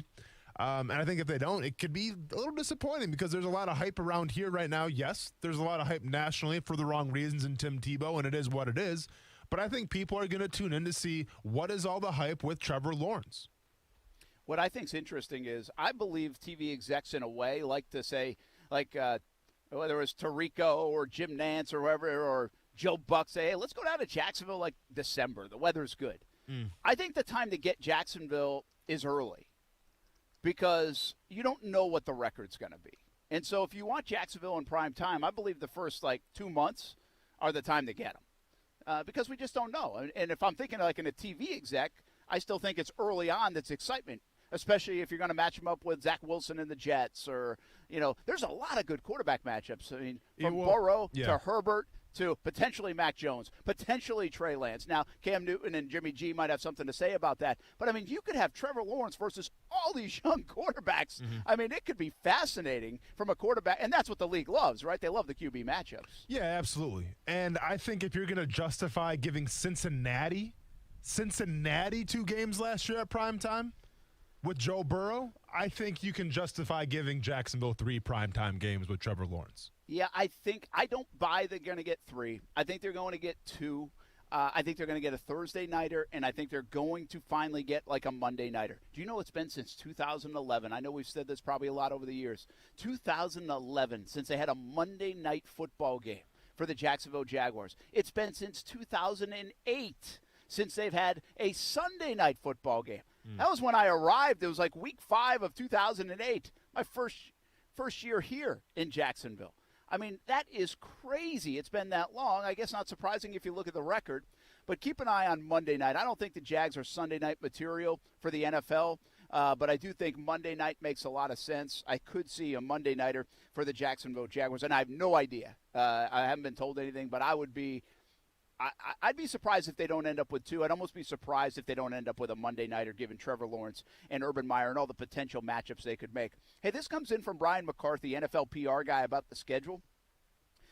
He said this 4 days ago. Just how big are the league's plans for the release of the NFL schedule next Wednesday night, meaning tomorrow now? Sure. I'm on a virtual meeting with 116 people, personnel from football ops, broadcasting, marketing, Huddle Cafe, NFL media, PR, international. 116 people. How long do you think that call lasted? That's insane. that gives me anxiety just listening to that. That's ridiculous. Oh my gosh! Zoom call. We've all been on Zoom calls, folks. Can you imagine one with 116 people chiming in? Holy cow! That would be a lot. The NFL schedule release show, which by the way, we'll know the schedule at 8:00 tomorrow. And they're doing a 3-hour show on NFL Network. I think this part's cool. They have Jim Nantz, Al Michaels, and Joe Buck that are going to be a part of it, along with some players as well. So that should be fun. The other thing that I just saw from Brian McCarthy is John Orand, who reports sports. I think it's Sports Business Journal is what it is, but he writes a lot about the business side of sports. He said CBS 2, they'll announce its Week 1 NFL schedule Wednesday morning on CBS this morning. So, and McCarthy said, John's cracked the code. Big push with our network partners to promote the 2021 NFL schedule, which will be released 8:00 Wednesday. So they're actually kind of slowly revealing. So tomorrow morning, if I'm reading this correctly, they will have on CBS the Week 1 NFL schedule. Now, Fox Sports will break its Week 1 NFL slate on Fox News, Fox and Friends, and FS1 in the morning as well. So I got a good idea by about the time you have your second cup of coffee in the morning, you'll know who the Jaguars are playing Week 1 of the NFL season. We already believe, or we know from The Athletic, that they're playing a home game in London. And we don't know who exactly, although in The Athletic it said keep an eye on the Dolphins for that. So tomorrow it will be a puzzle piece of a day, piecing together the Jaguars' schedule until it comes out at 8. But it's that That's kind stressful. of fun day, isn't it? Yeah, for sure. It's stressful at the end of the day. Listen, of all the time and effort that went into this whole thing, they better start controlling the leaks a little more because people are already starting to leak the schedule here. Have you seen some? Oh, yeah. Oh, really? Yes. Just Anything saying. fun for the Jags? No. So according to Danny Perkins, who is Bees verified, I'm not getting, he actually follows me too. That's cool. How about me? Does he follow me, Danny? I don't think so. Sorry, dude. Who's Danny Perkins? No, but he's on 6. Well, he's got more followers than me and you combined. But he's on 670 The Score in Chicago. He's released that Chicago will be opening in L.A. on Sunday Night Football. It gives the opportunity for the Rams to showcase their stadium. So Bears, Rams, Sunday Night Football, Week 1. Well, why take that for how you want it? The showcase of the stadium, though. I mean, is that it opened last year? Is that because they might have full crowd? Well, I think because they showcased it, but they get to showcase it with fans. So it's like it's like the official opening of the stadium. Yeah, there'll be a little bit of that, you would think, this year, right? A little bit of a maybe to Las Vegas and also to the LA stadium. Yeah. To kind of say, hey, we didn't get to kind of unveil this in full last year because of the pandemic. So it's fascinating. There are people doing mock schedules. Maybe we should shock your mock schedule.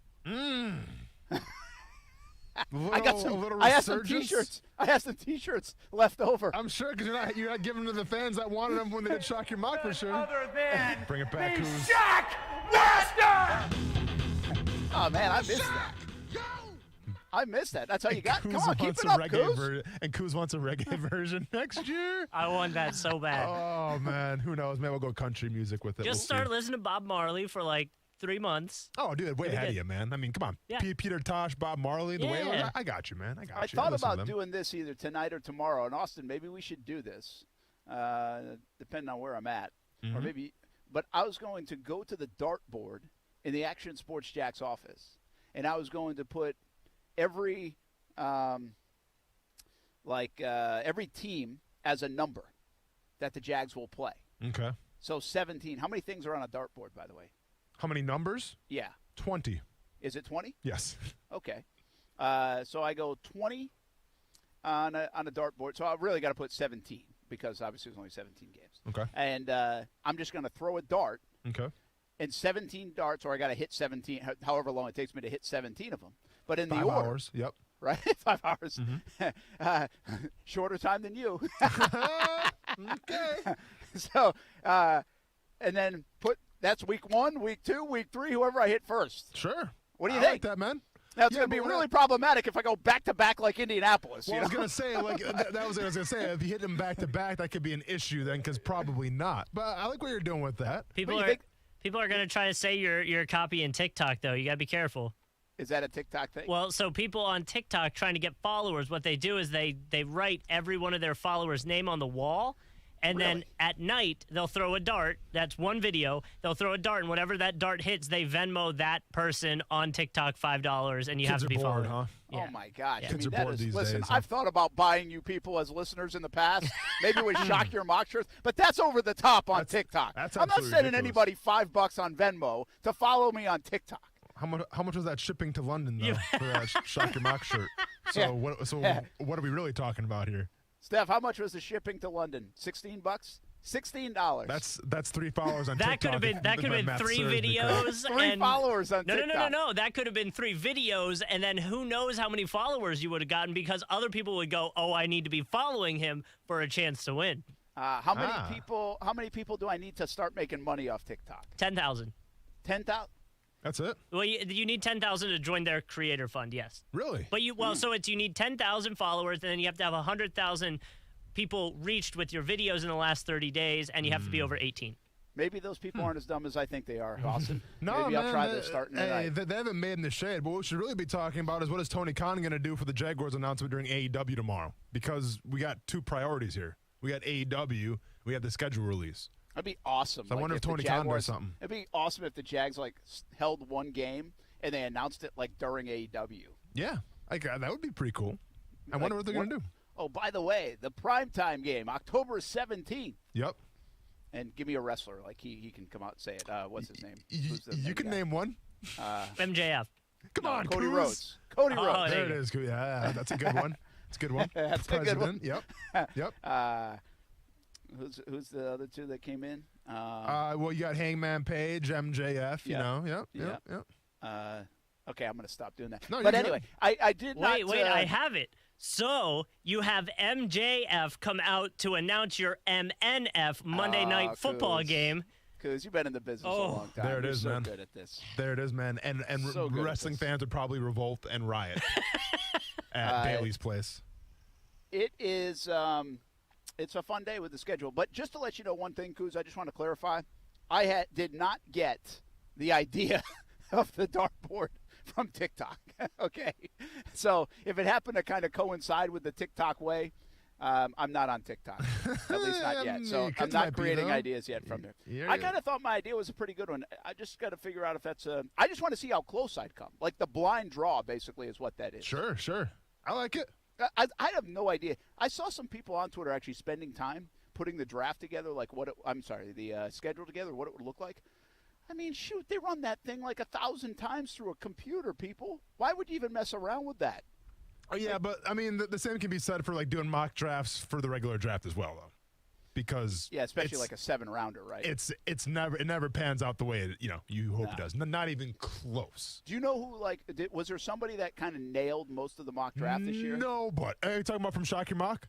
No, I'm saying from yeah, that's a good point too. Nobody from Shock Your Mock, right? I don't even know if we got two right. Nobody, yeah. Who had Cisco? Who had Campbell? Yeah. Who had actually, Farrell? I did see Walker Luke Little a couple times. I saw Walker Little. I saw Will Luke Farrell. Luke Farrell. Isn't it Luke Farrell? Oh, yeah, it is. Yeah. I was going to say people had Will Farrell probably on Shock Your Mock. For sure, better than Luke Farrell. Yeah, it's not even comparable. They're at least batting 200. There's no way anybody came close. I was thinking more like the national media, the people who do it. Did anybody have a pretty good run? You know what? If they did, they would have told us about it. Yeah, they would have. You're right. It's been kind of quiet, hasn't it? Yeah, absolutely would have. All right. I did have another thought on Tim Tebow, a quick one. We talked a lot about that yesterday, but a quick thought on Tim Tebow since everybody was talking about it the last 24 hours. But did they bring up this? It's coming up next on Action Sports Jacks on ESPN 690.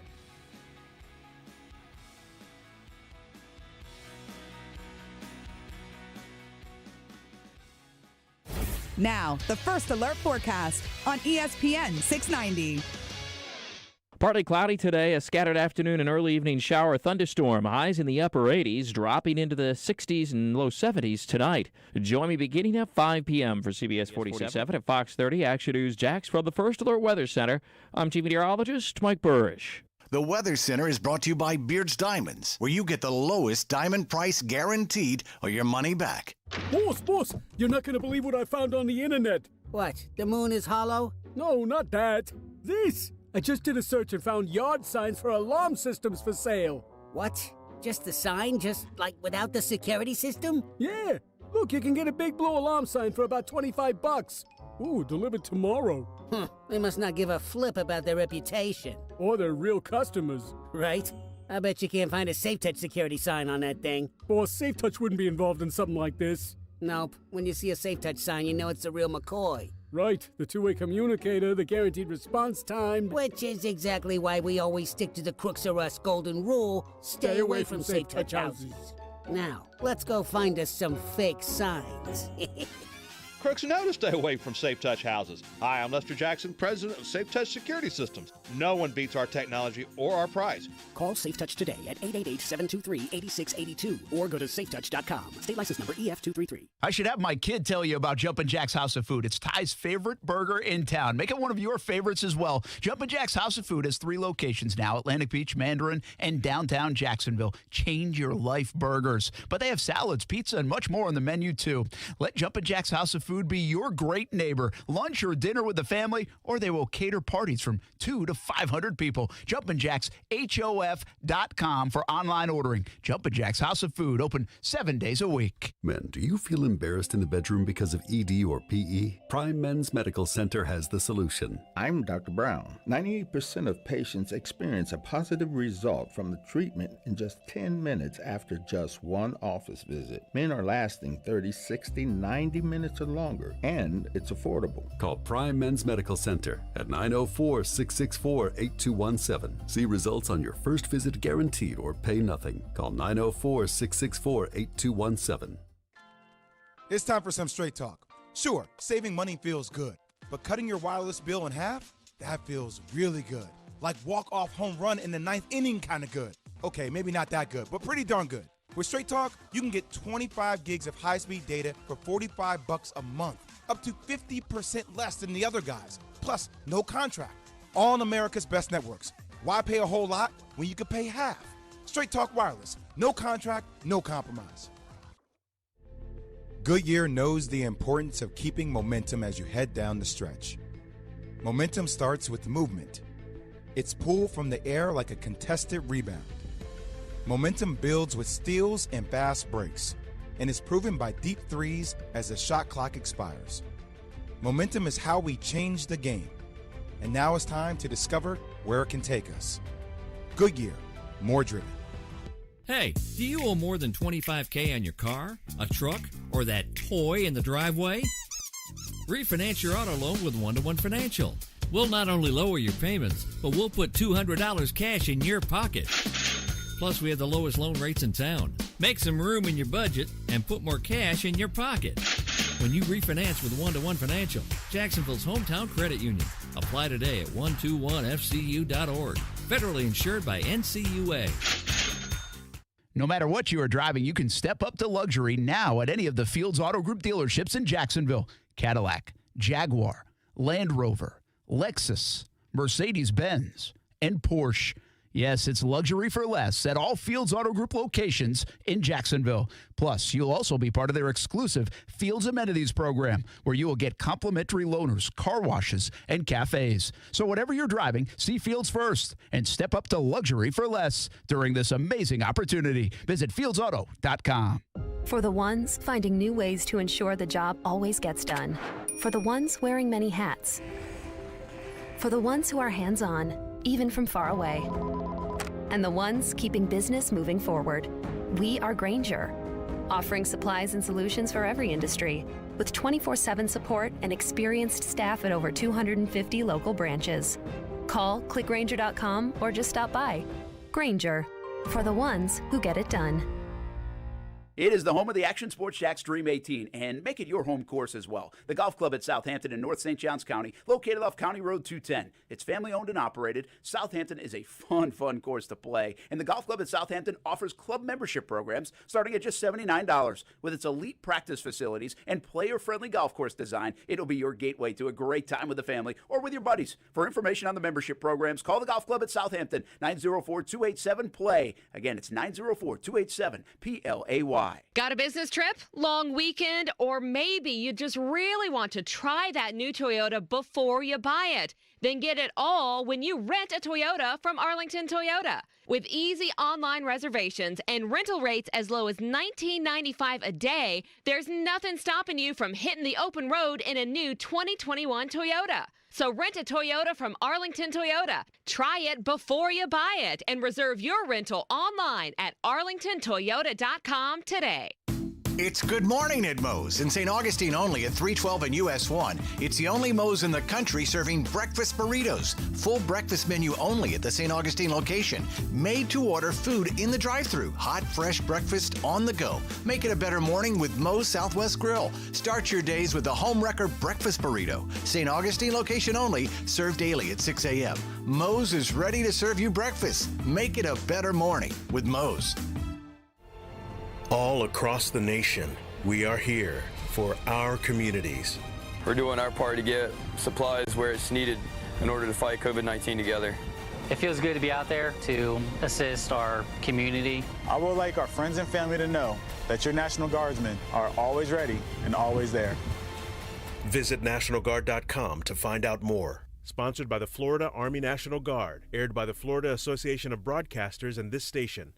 If you're usually listening to ESPN 690 in your car, but your boss has you working from home this week, well, take us with you. Hey, what's up, everybody? It's Austin Lane from ESPN 690 and Action Sports. Jax, tell Amazon Echo or Google Home, play ESPN 690, and enjoy all that sweet listening coverage. Austin Lane. The beer that made Milwaukee famous. Giannis Antetokounmpo, big sign, the deer that made Milwaukee famous. Brent Martineau. I can buy that. Yeah, okay. That's all I'm throwing out there. I can definitely buy that. Hashtag and trademark. So if somebody try to steal it, I'm suing you. Action Sports Jax on ESPN 690. You know, I like the idea that Tim Tebow's signing with the Jags because I think it's his natural position. I think it's a chance for him to continue to pursue sports at the highest level. He obviously came in, was quarterback, tried to go to the baseball route, now willing to come back. And it's a position of massive need for the Jacksonville Jaguars as well. So this will be fascinating for everybody to watch, and it's certainly going to increase the fan base in Jacksonville. If Trevor Lawrence didn't do enough, this will certainly help. You know, when Tim Tebow came in the National Football League, he obviously wanted to play quarterback, but a lot of clubs looked at him as that H-back tight end. So much so that I actually got on the phone with Jimmy Sexton, his agent at the time, back in 2013, and begged him to come try out for the Buccaneers when I was the GM for the football team at a tight end spot. And at that point, he was still had his mind made up that he was going to play quarterback or nothing else.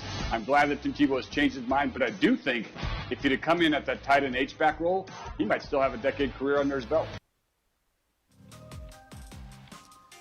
That is Mark Dominic, former general manager of the Tampa Bay Bucks, now an analyst. And those are some interesting thoughts on Tebow. One, I'll tell you that I cringe at and I'm kind of tired of.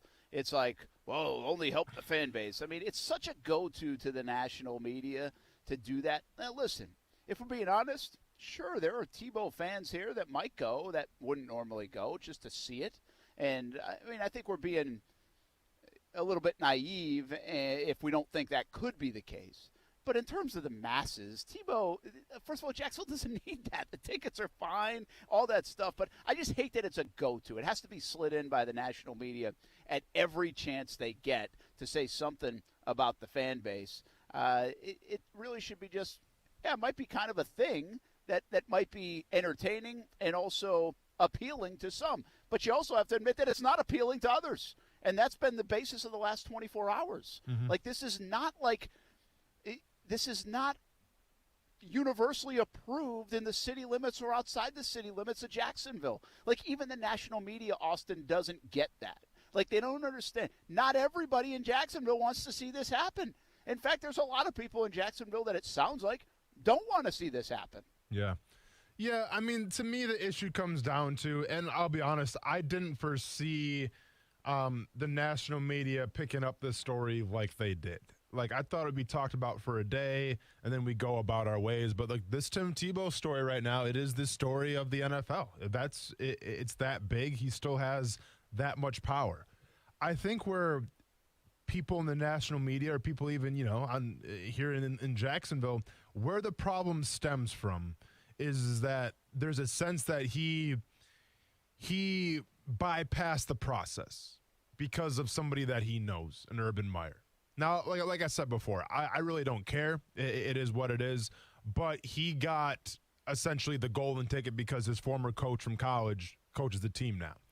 And I think that rubs people the wrong way a little bit. Now, once again, we're talking about the third or fourth tight end spot, so is it really that big of a deal in the long run? Probably not. But then when it's Tim Tebow, that obviously comes with more, it comes more scrutiny. It comes with more optimism if you're about it. But it highlights the situation. So that to me is where people, I think, are a little perturbed of saying, well, did he really earn that spot, or did he get it because of Urban Meyer? Yeah, and I do think that's, certainly, would he have this opportunity with the Seattle Seahawks? No. I would say probably not. I think that while that's a fair criticism, I also will come back to the story that I said. I said this to some folks last night, too, and asked about it. I said, as much as that's a fair criticism, I also think if this was some kid from North Dakota that's coming in after a few years off and trying it and just getting a workout, and they're going to sign him for a little bit with no guarantees of a roster spot, I think we would say, that's kind of a cool story. Let's see if he can do it. So now you attach Tim Tebow. Again, you can have both sides, but I'm telling you, if this is a guy we never talked about, at least from us in the media standpoint, I'd be like all over it as a cool story. I would think, hey, guy played before, coming back, played a different sport. Now he thinks he can make it, still at the age of 33. Jags have nobody in their tight end room, really. Sure. All right, let's try it. What the heck? I wouldn't be frowning upon it. And so I think both sides are okay to mention. Like, it's a fair criticism. Would that guy in South Dakota get the opportunity with the Jags? I don't know. Maybe not. Would Tim Tebow get an opportunity in Seattle? Probably not. But I still think I'd be entertained by the idea of it. And there's no harm. Like, there really is no harm. The question that I don't think has been asked, and I thought this was interesting from Dominic. When he was in Tampa, he asked them for a workout with Tebow back in 2010 when Tebow was coming out and saying, hey, we think this is your natural position.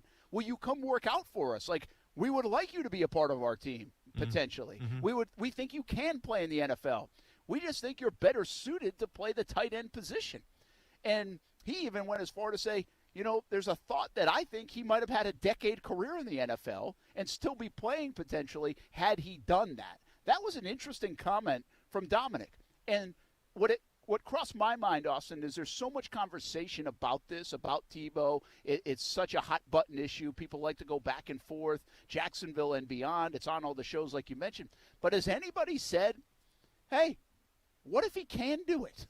Like, what if he's halfway decent at it? He's a really good athlete who potentially should have been playing this position from day one at this kind of level. And although he hasn't played in a long time, he's putting work in, and everybody puts work in. But is that an okay question to ask? Like, what if he can do it? What if he can play a little special teams? What if they can use him in a variety of roles? But what if he can also catch passes and be a legitimate tight end in the NFL? Like, are we allowed to ask that question? Like, what if it did work? No, you can absolutely ask it. And then if he does work out and he's a decent tight end, then so be it. Urban Meyer got one. Fantastic. I guess my issue stems from, and I can't believe I'm saying this, because I think Urban Meyer is hip enough to the game that he would understand what I'm about to say, but it warrants being brought up because I need to make sure that all bases are covered here. You're bringing in Tim Tebow. Okay. That's obviously, it's going to come with a circus, a bigger circus than I even imagined, but right now people are talking about it. That means that players in that locker room will be asked about it. That means that Urban Meyer will be asked about it. Not just one day, but probably day in and day out. Now, I'm not worried about that having an effect on the team. It is what it is. Like you said, if Tim Tebow pans out to be a good tight end, then I guess it was all worth it. Where my issue comes from, though, I'm going to play devil's advocate. Let's say Tim Tebow doesn't work out, and let's say that Urban Meyer's got to cut him. Is he willing to cut him, or does he find a place on the team and say, hey, you know what, maybe he's good on special teams. Maybe we can run gadget plays and things like that. Because if that locker room sees it, you're going to lose that locker room. Because I'm not under the caveat, I'm under the narrative that Tim Tebow is coming in for this locker room and to spread the message of Urban Meyer. Okay, like you're a backup tight end. I don't know how much pull or how much intrigue you can have on that locker room, I'll be honest. The locker rooms that I was in, the guys that I always gravitated to and the guys that the guys in the locker room gravitated to were the skilled guys. They were the Pro Bowlers. They were the all-pros because they're good at their craft. You know, like when we had Aaron Campman, when we had Darryl Smith, when we had Puzz, like those are the guys that made the difference. I don't think Tim Tebow can come in day one and make the difference in that locker room. And if you need a guy like Tim Tebow to come in and elevate your team and motivate your team, then should you be playing football in the first place? Probably not. But the issue that I have with this is with Urban Meyer is if he essentially gets the golden ticket and he gets the roster spot and for some reason he didn't earn it, that's going to spread around the locker room. And that's not going to be good because guys are going to watch that. Guys are going to see that. And if you hand somebody a handout and say, hey, you know what, congratulations, you're on the team, I think that could rub people the wrong way. So what I hope happens, once again, I'm just speaking in speculation right now, but two things are going to happen. Either Tim Tebow is going to come up, he's not going to be that good at tight end, and okay, he gets let go. Or he's going to be good, he earns his spot, and he gets that roster spot. So be it. I don't want to see the latter, and I don't want to see the third option where we're on the fence, but it's Tim Tebow, so let's give him a shot anyways, because that's going to rub the locker room the wrong way. Yeah, I actually think that's the only way the locker room kind of gets rubbed the wrong way. I think there's so much the overdone narrative is about the locker room and Tebow and how's it going to be and all this stuff. But to your point, that would potentially do something not only to this locker room but around the NFL. You know, and Urban Meyer may have to be careful with that part of it. I honestly believe Urban Meyer has no problem cutting Tim Tebow. If he's not good enough to do it, that's part of this. Like, they know that. Tebow knows that. And so I don't think that part of it's hard. I do think what you just said, okay, does he get some kind of position either elsewhere in the building or just even a special teams thing if it doesn't work out? I think that would be a danger zone for Urban Meyer in this context. So we got to let some of it play out. I got a few questions on Tebow in an email. I'll share them with you and get your thoughts real quick when we come back, and then we'll move on from the Tebow front. But it continues to be a talker, so guess what? Sports Jax on ESPN 690. We talked Trevor Lawrence for 3 months straight. We can't talk Tim Tebow for 2 days straight? What are we doing? I know it. We'll do it. I'll share this email, which is kind of interesting, but I think it's all relative to one topic and what we just touched on briefly. We'll do it when we come back. ESPN 690.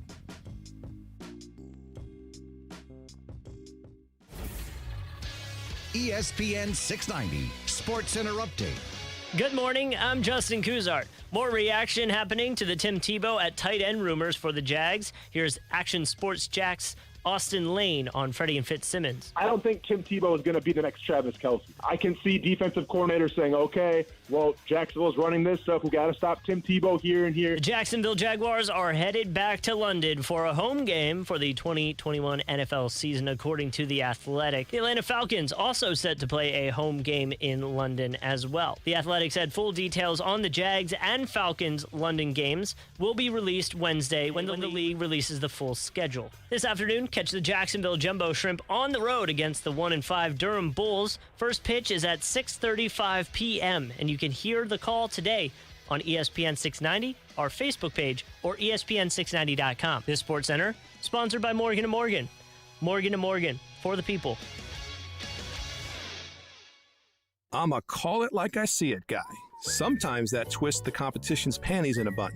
Sometimes it causes pearl clutching. But it always lets you listeners know the truth. Last January, I told you winter was slow and you could get a deal on upgraded systems because it's true.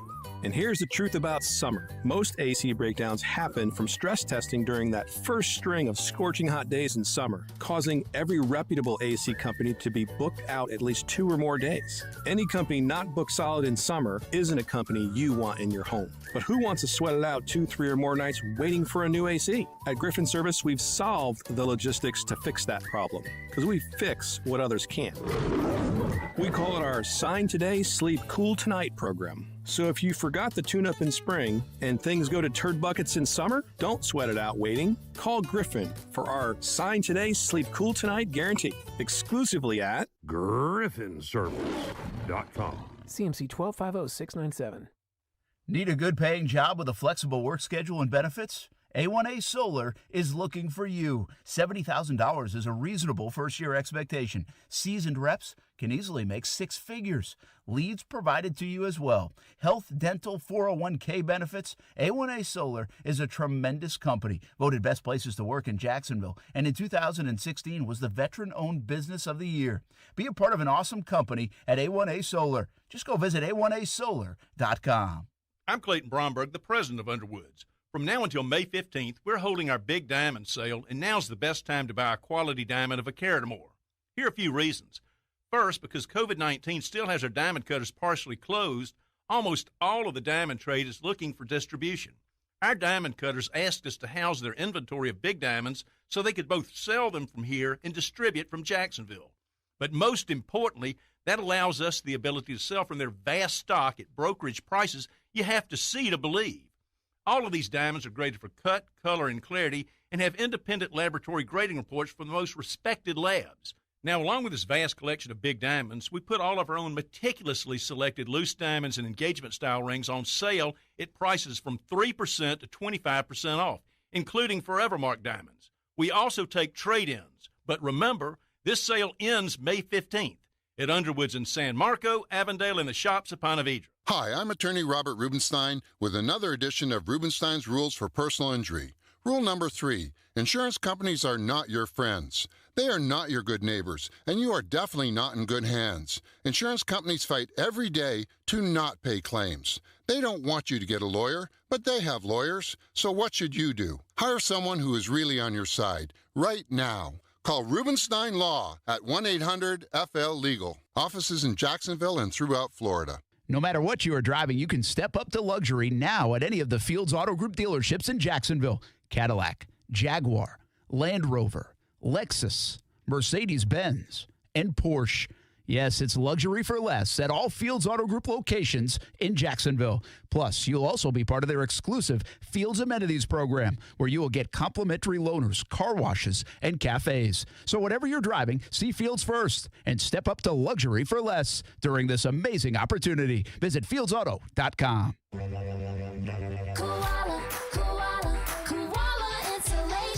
Hey, I'm Carrie. And I'm Bruce. We're the owners of Koala Insulation. Did you know that according to the Department of Energy, heating and cooling account for almost half of the home's energy use and expense? We started our insulation business because we wanted to help people save money on those energy bills and live a healthier life. Schedule a free evaluation today at koalainsulation.com. Koala Insulation.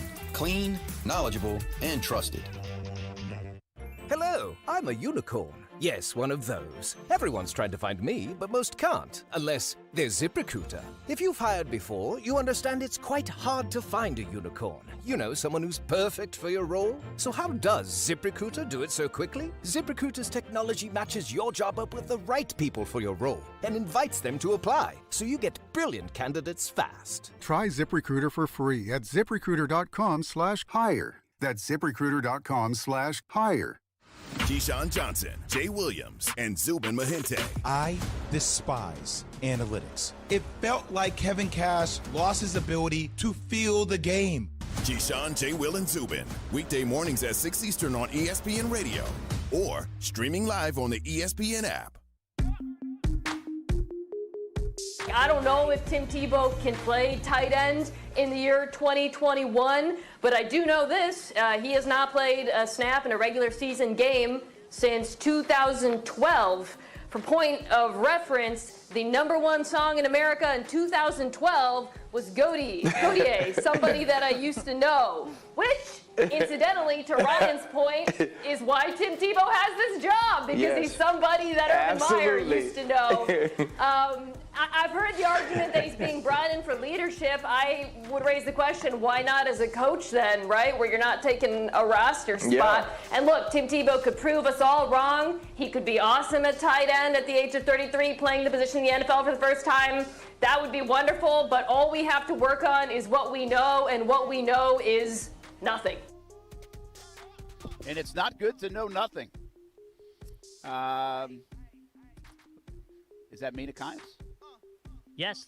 Nice. Do you know what song they're referencing, though? But you didn't have to cut me off. Oh, yeah, now that you sang it, I know it. Something of me or nothing. Close enough. I don't even, that one, Cruz? Yes, that one. The only reason I know that is because when I was in Indianapolis at the Super Bowl, for Super Bowl weekend, they had a trivia contest where they played the song. If you could guess the artist, you won a prize, and I guessed the artist. Gaudier? Or yeah, what? Gaudier. Yeah. Yep, Gaudier. One-hit wonders. One-hit wonders. Many of them. All right, back to Tebow for a moment. I got this email yesterday at the station. It's got says. I was a little surprised. So I don't know what shows they're talking about, like if it's radio or TV. He said, "I watch your shows and cannot believe your opinions on Tebow joining the Jaguars." Well, on TV, I don't really give many opinions. I'm just kind of telling you the story. Now, on radio, we'll probably have some opinions. So I don't know where this gentleman was watching. But here's a few questions for you, and then he gives me 6. Okay. So I'm going to read them down quickly because I think they're kind of relatable. How does Trevor become the leader in the locker room with Tebow running around? Okay. Is Tebow going to report to Urban what is happening in the locker room? How do you think all the new players in Spy? Snitching? Tim Tebow comes in snitching? I like it. How do you think all the new players and draftees are going to feel about him coming in to help establish the culture? Apparently they can't do it themselves. What happens if Trevor struggles, as a lot of rookies do? Is Tebow going to be the chance to replace him? He is overshadowing everything, including the player donation to his school today and in the news. So how is that good for PR for a team when it means Tebow news is more important than a player's donation to his school? I think he was talking about C.J. Henderson donating that's a good point. To his high school. There is no good way for Tebow to be used as anything regarding the QB position. You're undercutting a young rookie, and how does that help with confidence? So those are the 6 questions. Okay. Very locker room-centric questions. Sure. And also, I don't know if there's – it didn't – I don't know if there was a great understanding that he was going to play tight end because there's a lot of QB questions involved. But the locker room questions are interesting about Tebow. And I go back to the minor league stuff because I've read a lot and seen a lot, and we went and covered some of those where the people would rave about him as a teammate, how he just tried to blend in. I don't know if that's possible for Tebow to do here in Jacksonville. I don't know if he could just blend in.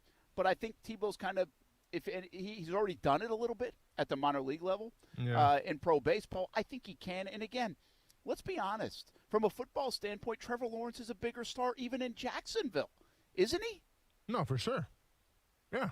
So I don't think it's as hard as people – I think the people on the outside are going to want to make the locker room stuff a bigger story. First of all, I don't see Tebow being the report to Urban Meyer snitch as what's suggested. That'd be funny. It kind of goes along with your video, by the way, yesterday. Which one? Oh, something like it. Yeah, I got you. Yeah. But any valid points in the questioning? I mean, heck, man, that was 6 of them. I'm trying to think. Like, listen, he's not going to be a problem in the locker room. Is he going to help the locker room? I don't think so. I think he's just going to be a guy in the locker room, and that's fine. There could be distractions once again because of all the media questions, and hopefully Urban Meyer can corral that and make sure that his guys are cool with that. So that doesn't bother me at all. Can you go through just the list of 6 real quick again? What the problems were, or what the questions were? Yes, I can. I was busy tweeting while you were talking. Here we go. How does Trevor become the leader in the locker room with Tebow running around? That's not an issue. That's not an issue, right? No. Is Tebow going to report to Urban what has happened in the locker room? That's kind of laughable. Not an issue. How do you think all the new players and draftees are going to feel about him coming to establish a culture? Apparently they can't do it themselves. It takes 53, right? I mean, there's not one person. Even Trevor Lawrence can't do it by himself. Yeah, I'm not worried about that either. Let's see. What happens if Trevor struggles, as a lot of rookies do? Is Tebow going to be the chance to replace him? We asked this yesterday. Is that a real thing? Yes. Is it? Yeah, well, it's going to happen out of a joke, I think. Yeah. If Trevor Lawrence struggles, more than likely this team is going to be talking about maybe 3 or 4 wins this season. So the season's going to be in shambles, and it is what it is. So when it's week 11, week 12, I bet if you're playing at home, you're going to hear some Tebow's chants just as a joke, though. Yeah, I don't think this is Kyle Orton-esque, though. No, but it's just if you have a failing and losing season, fans got to find the light somehow, and that's cracking jokes, and that's chanting Tim Tebow, during a game. I'll say this, Austin. If he were to be on a roster, and the way I see his name being chanted is almost to the point we want to see him do something fun. Like put him in a gimmicky play or a trick play, and we want to see Tebow. Like, not to replace Trevor Lawrence, but we're here to watch. We're here to be entertained. Let's see Tebow, like that kind of chant. He's overshadowing everything, including player donation. Listen, Tebow's going to be a big story. I'm not sure how much love nationally the C.J. Henderson donation, although very nice to his school of $250,000, would get anyway. Yeah, for sure. There is no good way for Tebow to be used as anything regarding the QB position. You're undercutting a young rookie. There's no the only It's not undercutting. The only question and debatable item is what you have said is I don't want to see Trevor Lawrence walk off the field on any play in 2021. At the end of the day, Kuz, you ever been on Space Mountain? I don't think it's even a thing anymore. Yeah, it All is. right. Is it still a thing? I thought they like to shut it down. Okay. No, it's still there. Here's You always the thought thing you were going to hit your head. Very true. But here's the thing about Space Mountain. When you got on it, you didn't question what turn's coming up next, what loop-to-loop's coming up next. You just go with the flow. This is what Tim Tebow is right now. Okay? Just let's see what happens. Let's have fun with it because you can have fun with it. You're entitled to have fun in the NFL if you're a Jaguars fan. Let's have fun with it, and let's see what happens. He's not taking away from Trevor Lawrence. He's not taking anybody's shine away. So let's just see. And once again, as I've stated many times on the show before, I don't care if it's too early or not, if Tim Tebow does take out Trevor Lawrence during the game, well, then you go from Space Mountain to riding the teacups. And the teacups aren't fun. You just spin until you throw up, all right? I don't want to see that happen, and neither do Jaguars fans. So I'm on Space Mountain now. I don't know what's going to happen next. I appreciate the ride. It's fun. It's exhilarating, and I don't want to go on the teacups. Enjoy the ride because it's a long wait unless you get the fast pass for Space Mountain. We'll be back. Football at 5 coming up. Action Sports Jax on ESPN 690. Where else can you get luncheon, brunchin', boozin' specials? Only one place, at Culhane's Irish Pub at Atlantic Beach and on the south side. It's as Irish as you can get, owned by 4 Irish sisters. And they've got fish and chips, of course, shepherd's pie. Go today for lunch or dinner. Eat in, order out. Culhane'sIrishPub.com for the full menu. And try the new 5 Sisters vodka at happy hour. Luncheon, brunchin', boozin' specials, and so much more. 2 locations, Atlantic Beach and the south side. Culhane's Irish Pub, Irish sass with 5-star class. All right, boss, that's the last house on the block. So what's the tally? Let's see, 11 houses have Safe Touch security signs. Okay, Safe Touch means we cross them off our list. What else? 6 houses with no security system signs, 1 with a ding-dong doorbell camera sign. Ha, laughable. Yeah, and 4 houses have big blue alarm signs. Big blue alarm. You know, I still can't get over the fact that you can go online and buy one of their alarm signs for $25. Wait, so you're saying there's a good chance that those big blue signs we saw are fake? Well, not all of them. I'm sure some of them have actual alarm systems. Huh. Well, one thing's for sure. When we see a Safe Touch sign, we know it's the real deal. And that's just another reason we stick to the Crooks R Us golden rule. Stay away from Safe Touch houses. Is that on a bumper sticker yet? Crooks know to stay away from Safe Touch houses. Hi, I'm Lester Jackson, president of Safe Touch Security Systems. No one beats our technology or our price. Call Safe Touch today at 888-723-8682 or go to safetouch.com. State license number EF233. Goodyear knows the importance of keeping momentum as you head down the stretch. Momentum starts with movement. It's pulled from the air like a contested rebound.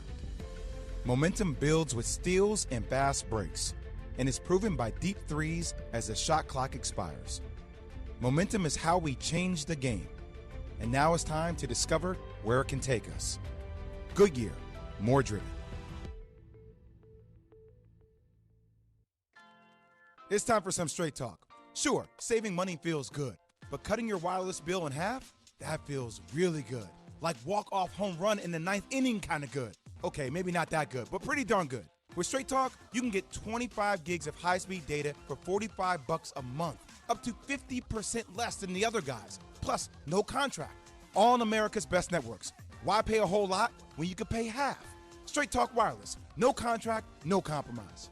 We should always be looking at our finances, but 2020 made my family take an even closer look, a bit more of a deeper dive, and it might have done the same for you, even into the world of retirement. Although that's a bit down the road for me, it might be closer for you, and your plan should already be under a microscope, and you have to lean on the experts to help guide the right plan. My friend Mike Lester with Talon Wealth Management is the perfect partner. He will provide a complimentary analysis and a plan for you. Call him at 904-515-5000 or visit guardingyournestegg.com. That's 904-515-5000 or guardingyournestegg.com. Mike will give you the guidance you need as retirement gets closer. He can help you convert company plans to private plans, a move that might give you higher returns and more options. You've earned the money. Now make sure you are ready for whenever retirement will be. Call Mike Lester at Talon Wealth Management, 904-515-5000. That's 904-515-5000. Or visit guardingyournestegg.com.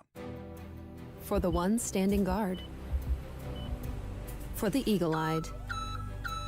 For the knights in shining armor. And for all those who support them. We are Grainger, your experienced safety partner, offering supplies and solutions for every industry, committed to helping keep your facilities safe and your people safer. Call, click Grainger.com/safety, or just stop by. Grainger, for the ones who get it done. Oh, pollen season is still hanging around. I'll take care of my allergies, but who's going to take care of keeping my truck clean? I've been going to Prime Car Wash, full service interior and exterior. And while you wait, spacious lounges, even child-friendly lounges, Starbucks coffee, iPads, Wi-Fi. Before you know it, your car or truck is cleaned. I went to the Beach Boulevard location, and there's one on San Jose as well. Give it a try. You can even get a membership. Let Prime Car Wash take care of your vehicle. Prime Car Wash. Clean inside, clean outside. The Max Kellerman Show. The Nets started out the season without James Harden, who's their second best player, and then have played recently without Kevin Durant, who's their best player. Also, when Kyrie joined the team, he and Harden had to figure things out. There was an adjustment period. And so the Nets' record does not reflect, their entire record does not reflect the team they've become. The Max Kellerman Show, weekdays at 2 Eastern on ESPN Radio. Watch exclusively on ESPN+. Broadcasting live from the ESPN 690 Anajar and Levine studios. Anajar and Levine Accident Attorneys. Call 904-600-4000. That's 904-600-4000. ESPN 690. Jacksonville's home for ESPN Radio. WOKV Jacksonville. Listen live everywhere you go on ESPN690.com. ESPN 690, a Cox Media Group station. Broadcasting live from the ESPN 690 Anajar and Levine studios. This is Action Sports Jacks on ESPN 690 with Brent Martineau and Austin Lane.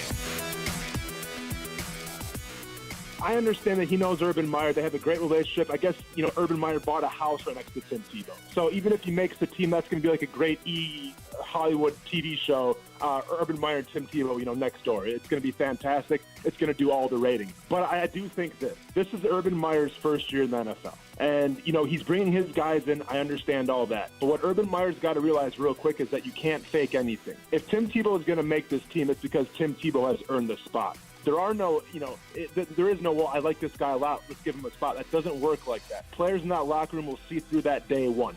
So one or two things are going to happen. Either Tim Tebow is not the tight end, which we don't think he is, and I'll be honest, I'm kind of in that boat, or Tim Tebow is a tight end, and he earns his spot, and he gets that roster spot, and that's it. If Tim Tebow's not good enough to earn the roster spot, he's not going to get it. Because if Urban Meyer gives him that spot, he's going to lose that locker room in a heartbeat. That is Austin Lane. Freddie and Fitzsimmons last night. Were you up late for that? Was that live? No, it was 8:30. Okay. I think they pre-recorded it, if I'm not mistaken. Yeah, but I'm not sure. Well, they probably have to do that, or people are on at like 1 in the morning. Freddie Fitzsimmons it's overnight, right? Yeah, or a little late night at least. Yeah, it's late night. They're probably not sure if Austin was going to curse or not, too. Well, yeah, I mean, a little worried about that. You have to have a 2-hour dump button ready, just in case. Yeah, just in case. Hey, nightclub in Vegas in the end zone. Mm-hmm. What is this story? Like, you brought this up. I wasn't that aware of this. Where did this come from? What is it going to be? This came from the news, Brent. This came from sports news. Yeah, the Las Vegas Raiders are going to feature a nightclub in their end zone during Raiders games. So, obviously it's Vegas. If you want to go check out a Raiders game or maybe go to a nightclub at the same time, you can. Or I guess a day club, really, because if you're playing at 3 or 4, it's more of a day club than a nightclub. But yeah, they're going to feature like a party atmosphere. Is the Bud Zone yes, that's awesome, by the way. Is the Bud Zone essentially that? But I think this is going to be a little more like, Is this like strippers? Like, whoa. Hey, oh. Whoa. Oh, Coos. Come on. Coos, you just got married. But no. I'm curious because that's what, when you think of Vegas, that's what comes up. When I think of nightclub, strippers didn't even make the top 20, dude. Didn't even make the top 20 of the things in my mind. Okay, where's your head at? Well, that's what I was thinking. Because you said Vegas. Just because you don't get a bachelor party doesn't mean you got to think about strippers 24/7. I told you I'd take you out in Jags Beach. We got to have a good time, but you don't want to do that. Listen, I'm just saying that's what Vegas. That's what some people would think of. So that's what you're thinking of. I was like, what is it? A pre-recorded video of? Don't put me in this conversation. My wife listens to this show. This is all you right here, dude. My wife's in the car listening to the show, so don't put me in this conversation. By the way, what's this, straight out of the XFL? That's That's what I'm talking about. That'd be great. No, Like the XFL, somebody should start a league where that's it. Like, so here's what Darren Ravel is bringing on the table. The Raiders are bringing Vegas nightclub life to their games. They're happy to announce the Winfield Club, which will have a nightclub atmosphere featuring bottle service and 2 DJ booths. 2 DJ booths. That's good. Hopefully they're playing the same thing So- because that so could it be. can- Well, I guess different end zones. No, Okay. I'm sure. No, it's gonna be 2 DJs like in the club. It's gonna be that big. Okay. Yeah. So instead of like dueling pianos, dueling DJs. Ah, I like it. so I mean, if in reality though, like, so is there music playing that like you think you could hear on the field? Because No, I that's think- something that's different. Like in NBA, that happens, right? I mean, you go to an NBA game, there's like music playing the whole time. No, and it so almost I feels think like that. this is going to be separate from the game day experience. Like this is going to be, it's literally going to be a club in the stadium. Okay, so but closed off, like not Closed- open yes, air. Think what's the fish tank behind the home plate at the Marlins Stadium, but instead of a fish tank, a nightclub. It's like saying, it was like, think of the pool in TIA Bank Field, except if the pool was a nightclub. Yeah. Well, you're really. and what's really fascinating is if you make it all glass and you're seeing people dancing, but you can't hear a thing. Oh, dude, you have to make it all glass, right? Yeah, oh, I yeah. think You so. have to do that. It'd be like what is those headphone raves that people go to where like Yeah, you don't hear anything but they're all dancing? Yeah, those are cool. Yeah. They did it at Okeechobee. They have those. Do Yeah, they? Brent, you're probably not privileged to this information, but now I've heard you guys talk about this before. It's fascinating to me, the headphone dancing. Yeah. So you're basically in your own little world. Well, you're in your own little world, but that world is shared by like 200 other people listening to the same song at the same time. Oh, same song. Yeah, you all have the headphones on, and it's all except playing the same song. anybody without the headphones is going to look at you like you're what crazy. are these guys doing? Yeah. But what's the point if you're Why all not, listening huh? to the same song? So that you don't get any noise complaints, I Yeah. guess. Yep. Huh. Okay. Does it work? Like, I mean, would you go? Like, have you been? Yeah. I've been to one. So yeah, you've been. they're fun. Yeah. So oh, it's I mean, fun. They're like music festivals. Yeah. No, I'll be Okay. honest. If I was 0 beers deep, I probably wouldn't do it. I'd feel a Alcohol little makes foolish. it more fun. Yeah. Yes. Like if it's just me on a standard Saturday here, and my friends, hey, do you want to go to this place and listen to music at the same time and dance on the beach? I'd probably say no, I won't. Block your ears, kids. But what else is new? But if I'm in a nice festival party atmosphere, then yeah, sure, let's get it. I think this is the perfect time to just throw out the happy hour horn right Yeah, now. sure, Let's why do it. not? What's wrong with drinking a beer? It's fine.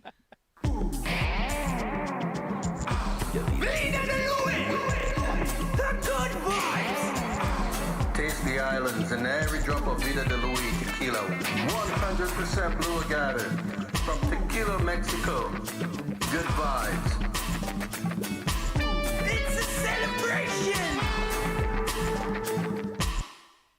VitaDeLuis.com. Check it out, where you can pick up a bottle of Vida de Luis tequila, only locally owned tequila in Jax Beach. Reposado and Yeho Blanco, 3 different flavors. Check it out, VitaDeLuis.com, where you can find a bottle of Vida de Luis tequila. What else will stadiums do? I was thinking this I was watching a big league game last night, I think, or maybe it was Sunday night. And if you go to stadiums, Major League Baseball, I think, has done a nice job with this, where they're almost like they're kind of museum-esque now. Mm-hmm. You know, if you go to the new stadium in Atlanta, which I've been to, and like there's so much to see in the concourse before you even get out to the game. Or like you almost feel like you need to go to 5 games to see everything that's in the concourse, from your typical souvenir shops to your typical concession stands. But now, like every big league stadium, and even in any professional stadium, it seems like, but especially they do this in Major League Baseball, a lot of them have the craft beer stand, and so there's a bunch of different local beers to have. And so you have that, but then you have the baseball side of it, like the actual, hey, here's the history of the Braves and who played here, and from Hank Aaron to Tom Glavine to all of them. And so there's a lot to see and digest, and it's really cool. But I think I was just seeing it was like a bump shot to the break to get really inside the business in Sunday Night Baseball, I think it was. And they just showed like this little part of the concourse inside the stadium, and it just struck me like, wow, it's such an experience now going to a baseball stadium. I don't know if that's the case in an NBA arena, and I don't think that's the case, quite frankly, in an NFL stadium. But I do wonder if we get there. If you get more of that museum-esque feel of the history of the Jaguars when they build a new TIAA bank someday. Yeah, I mean, I think, obviously when you talk about those things, it comes with history and tradition. Like, I do feel like Lambeau's got that a little bit in Green Bay just because of just, the history.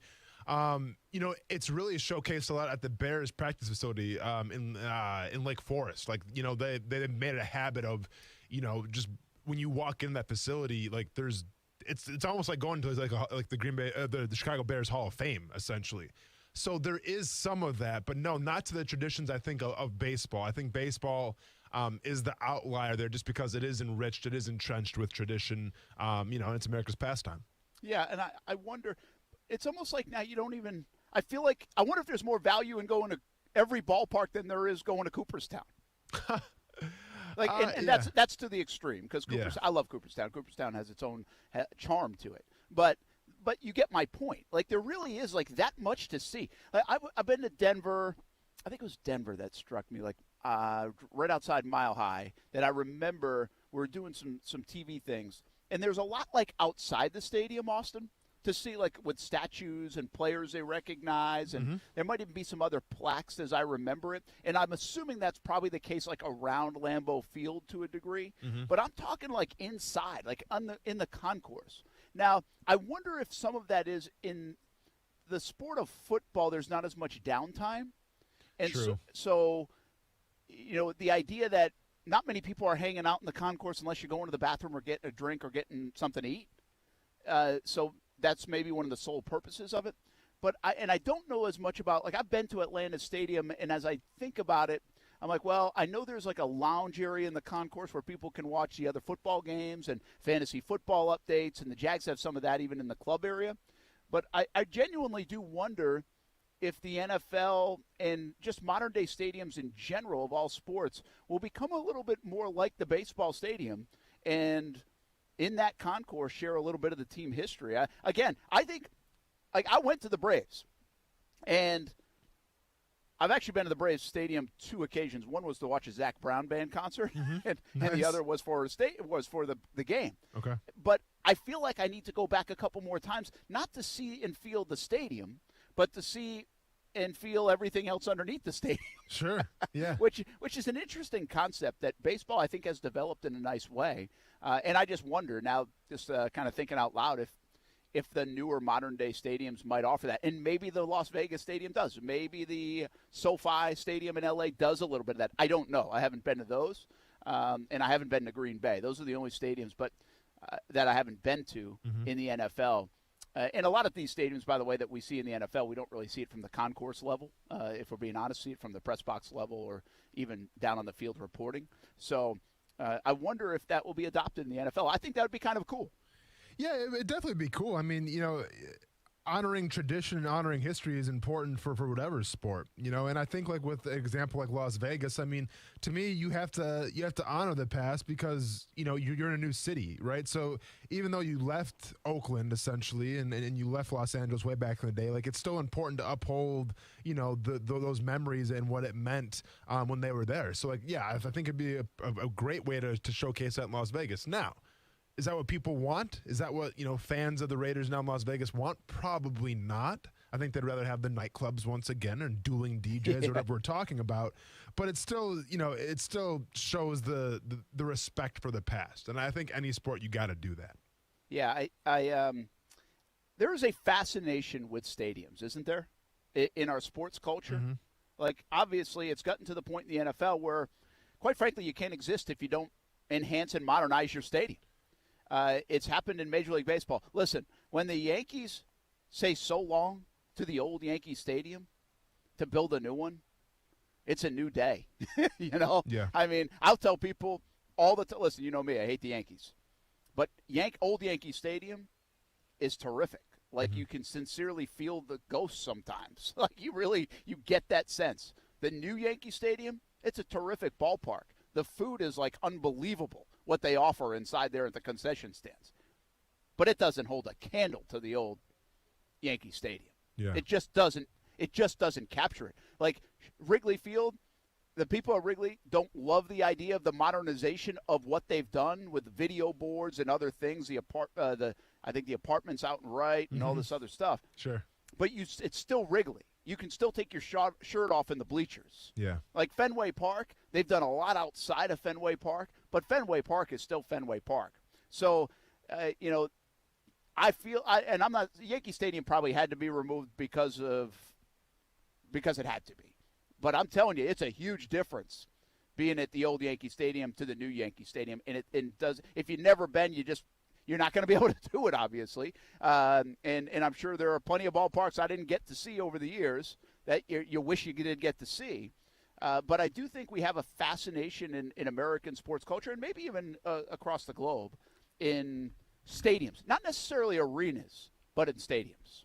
Yeah, I think so. I think it's about, growing up and, like whenever you move stadiums, you lose a little bit of the sense of your childhood, if you will. Like, yeah, that's a good call. Milwaukee, they had Brown County Stadium before it was Miller Park, and that was a different. it was nothing. It was all bleachers. There was nothing special about it. But like, I still have great memories there of going there as a kid, and you hold those memories dear. So once again, when we talk about sports like baseball, where it's built on tradition and going to the game with your family and stuff like that. Like, yeah, once that changes, that's with anything really, but once that changes, people are going to take issue with that, right? But sometimes you have to update things, but that's where it comes in. This is where having the past still around to honor that's where that helps, I think, the current climate of these updated stadiums. Yeah, I don't even know how I got on the topic. It just kind of was a thought of mine, and I wonder if the NFL goes there. I'm thinking, hey, 10 years down the road, if Jacksonville has a new stadium, will they put that kind of stuff in the concourse? Will you be able to celebrate some of the history? Now 30 years old, 35 years old, hopefully some more things to celebrate over the next handful of years.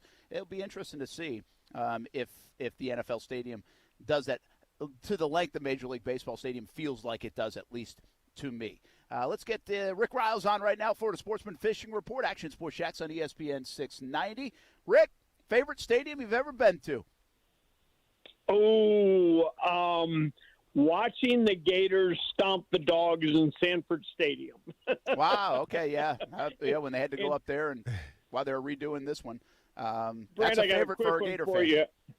I got a quick one for you on that. My nephew at the time was a head student trainer for the Gators, and they had this Georgia ritual where they pulled the doghouse out to midfield, and he explodes, and the big hairy dog jumps out, and he's got a blown-up replica of whoever the opponent is. And, of course, he tears it up, and the crowd goes wild. Well, the doghouse exploded, and there was no Gator. There was no replica or anything. And I didn't know anything about it until later after the game. We're sitting there pulling the ivy off of the wall there. And my nephew says, "Hey, Uncle Rick, did you find it strange that bulldog didn't have a gator to chew up?" And I said, "Yeah, a little." He says, "You want to know where the gator is?" I said, "Yeah." He said, "It's in my locker." And he said all the cheerleaders had come in there and blown up this gator while they were setting up the training tables and getting all the stuff ready to work on the players. And the cheerleaders came in and blew up the gator and just left. And they said, "Yeah, we're going to leave that sitting there, okay?"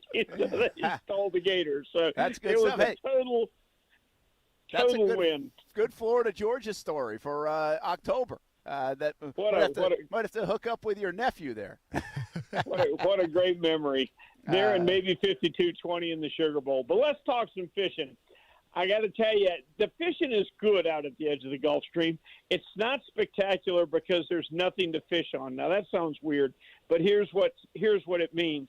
There's no current rips. We've got the edge of the continental shelf, but generally there's a current rip on top of that points a big neon sign that says "Fish here, stupid." And there hasn't been any of those kind of signs. So the fishing has been spread out. There's plenty of mahi. There's a handful of tuna, but it's spread out amongst a big area, and everybody's getting a few. Nobody's getting a whole lot. You get closer to shore, the cobia fishing, it's not real good. I talked to Captain Roger Walker. He is in a tournament today and has a 30-pounder in the box, been fishing hard all day. Said he needs one more 30-pounder to help him in the tournament, but generally the cobia fishing quite slow. Inshore was actually pretty slow today, too. David Voorhees had one oversized red, 3 or 4 slot reds, and a keeper flounder. But the weather's good. That's the best part about it. We got a northeaster rolling in on Thursday, so enjoy fishing tomorrow. One thing you can count on, we'll be back with another report tomorrow afternoon brought to you by Workman's Quick Fix Plumbing. Appreciate it, Rick Riles. Have a good night, man. Thank you, boys. All right, that's Rick Riles, your Florida Sportsman Fishing Report each and every day right here on Action Sports Jacks on ESPN 690. And, by the way, 7 o'clock in the morning on Saturdays until 9 a.m. right here on ESPN 690 as well. Sakib is on. Well, right. I got a feeling we might be going Tebow here, but who knows? Sakib, what's happening, man? Hope you're doing well. I'm doing good, man. Hey, I just want to mention before I say I went to the Jumbo Shrimp game the other day, okay? And it was really nice. So it would be nice. I'm a Yankees fan. I would love to see a Major League Baseball here in Jacksonville as a Jacksonville guy. If they want to come to Jacksonville, I'm okay with it. If they want to send their team to Jacksonville, I'm okay with it. Did you see the giraffe? Fan, right? Did you see the I'm giraffe? okay with it. Yeah, let me ask you guys this. I don't know if I'm going to be able to call you guys for schedule release tomorrow. Does Jacksonville need to get at least 4 or 3 Monday night, Sunday night games for it to be, you know what I mean, up there? Because we haven't had those Monday night games. We haven't had those Sunday night games, the NBC games. I really do think we should get few of them because of Urban and Lawrence and maybe Tebow. Even though I'm a Florida State fan, I don't like Tebow because he beat my Florida State behind every year.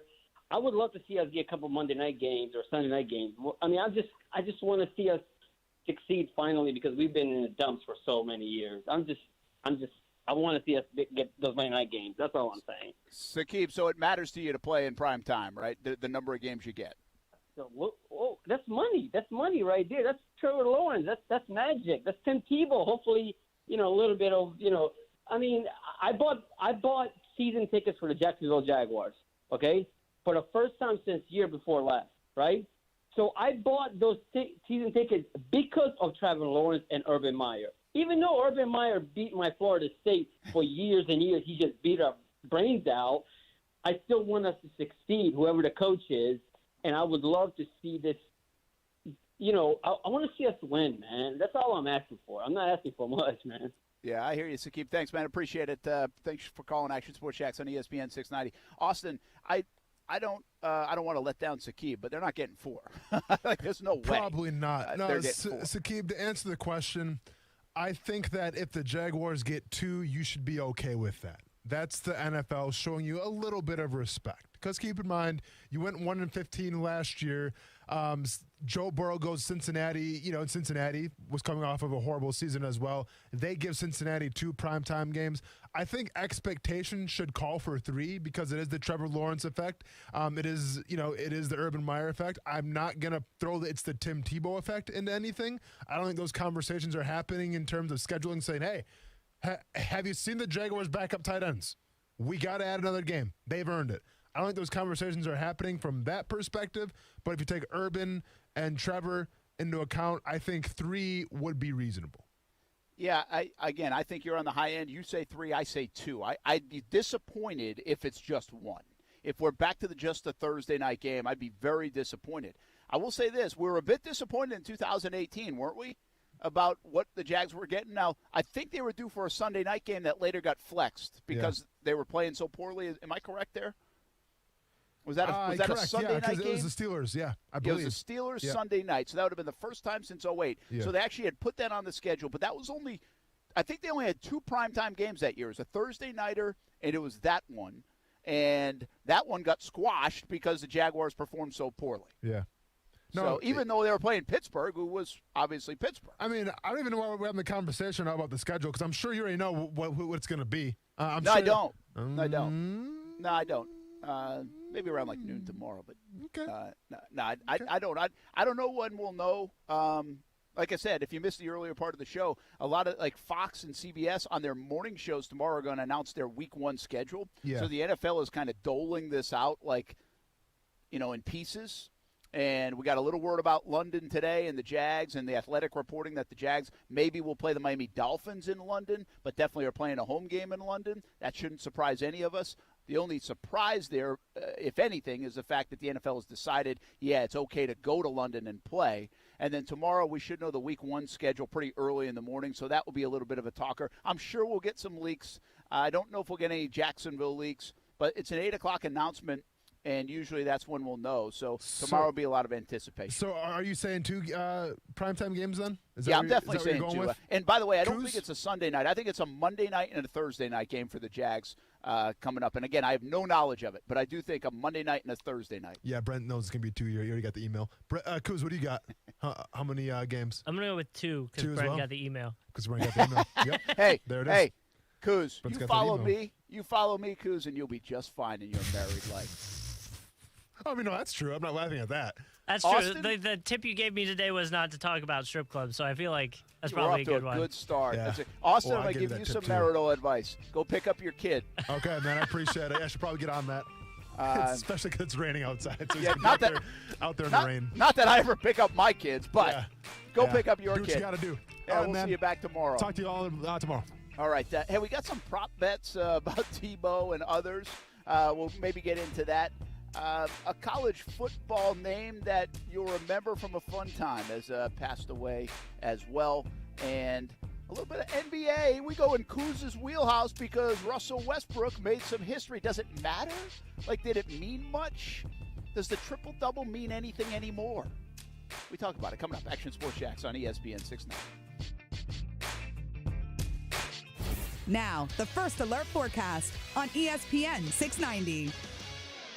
Scattered showers and a few storms this evening. Partly cloudy overnight, dropping into the mid to upper 60s. And Wednesday will be partly cloudy, warm and humid. Scattered showers and storms mainly in the afternoon with highs in the mid 80s. From the First Alert Weather Center, I'm Action News Jax Chief Meteorologist Mike Burrish. The Weather Center is brought to you by Beard's Diamonds, where you get the lowest diamond price guaranteed or your money back. I should have my kid tell you about Jumpin' Jack's House of Food. It's Ty's favorite burger in town. Make it one of your favorites as well. Jumpin' Jack's House of Food has 3 locations now, Atlantic Beach, Mandarin, and downtown Jacksonville. Change your life burgers. But they have salads, pizza, and much more on the menu, too. Let Jumpin' Jack's House of Food be your great neighbor. Lunch or dinner with the family, or they will cater parties from 200 to 500 people. Jumpin' Jack's, HOF.com for online ordering. Jumpin' Jack's House of Food, open 7 days a week. We should always be looking at our finances, but 2020 made my family take an even closer look, a bit more of a deeper dive, and it might have done the same for you, even into the world of retirement. Although that's a bit down the road for me, it might be closer for you, and your plan should already be under a microscope, and you have to lean on the experts to help guide the right plan. My friend Mike Lester with Talon Wealth Management is the perfect partner. He will provide a complimentary analysis and a plan for you. Call him at 904-515-5000 or visit guardingyournestegg.com. That's 904-515-5000 or guardingyournestegg.com. Mike will give you the guidance you need as retirement gets closer. He can help you convert company plans to private plans, a move that might give you higher returns and more options. You've earned the money. Now make sure you are ready for whenever retirement will be. Call Mike Lester at Talon Wealth Management, 904-515-5000. That's 904-515-5000 or visit guardingyournestegg.com. It's been 6 months since my wife leased her new Cadillac from Fields Auto Group, and she absolutely loves it. It's our first experience with Fields, and it's been terrific. They say you can step up to luxury for less, and we did. Not just a luxury Cadillac XT6. The car is beautiful, but the customer service is extra special too. It was like that at Fields Cadillac Jacksonville, and it will be like that at any of the Fields locations in Jacksonville. Cadillac, of course, Jaguar, Land Rover, Lexus, Mercedes-Benz, and Porsche as well. Yes, it's luxury for less at all Fields Auto Group locations in Jacksonville. Plus, you'll also be part of their exclusive Fields Amenities program, where you will get complimentary loaners, car washes, and cafes. We are now part of that Fields Amenities program, and my wife tried the loaner program. It was easy and a nice added benefit. So whatever you're driving, see Fields and step up to luxury for less. Check out their locations all around Jacksonville, just like we did. You can go visit fieldsauto.com. Spring is sprung, the air is warm, flowers are blooming, and the cigars are smoking.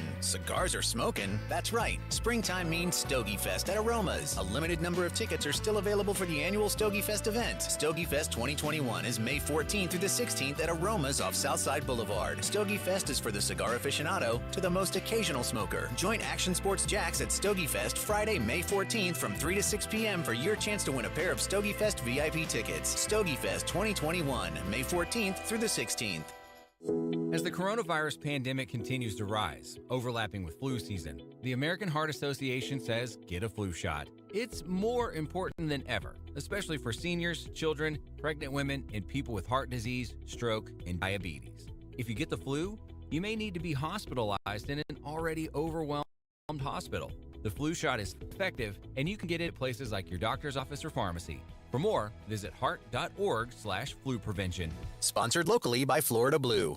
Alexa, how do I drive more customers into my business? First, people will need to hear about you. Then you need to be online where they look for you. Then you need I don't have time for that. I need to run my business. Okay, searching for a local team that can help. Local Solutions. Visit JacksonvilleLocalSolutions.com today. Pregnancy can be an exciting time, but for many moms, it can mean feeling anxious, depressed, or confused. If you're experiencing this, connect with a mental health provider by visiting flbhimpact.org. This message is supported by the Health Resources and Services Administration, the Florida Department of Health, the Florida Association of Broadcasters, and this station.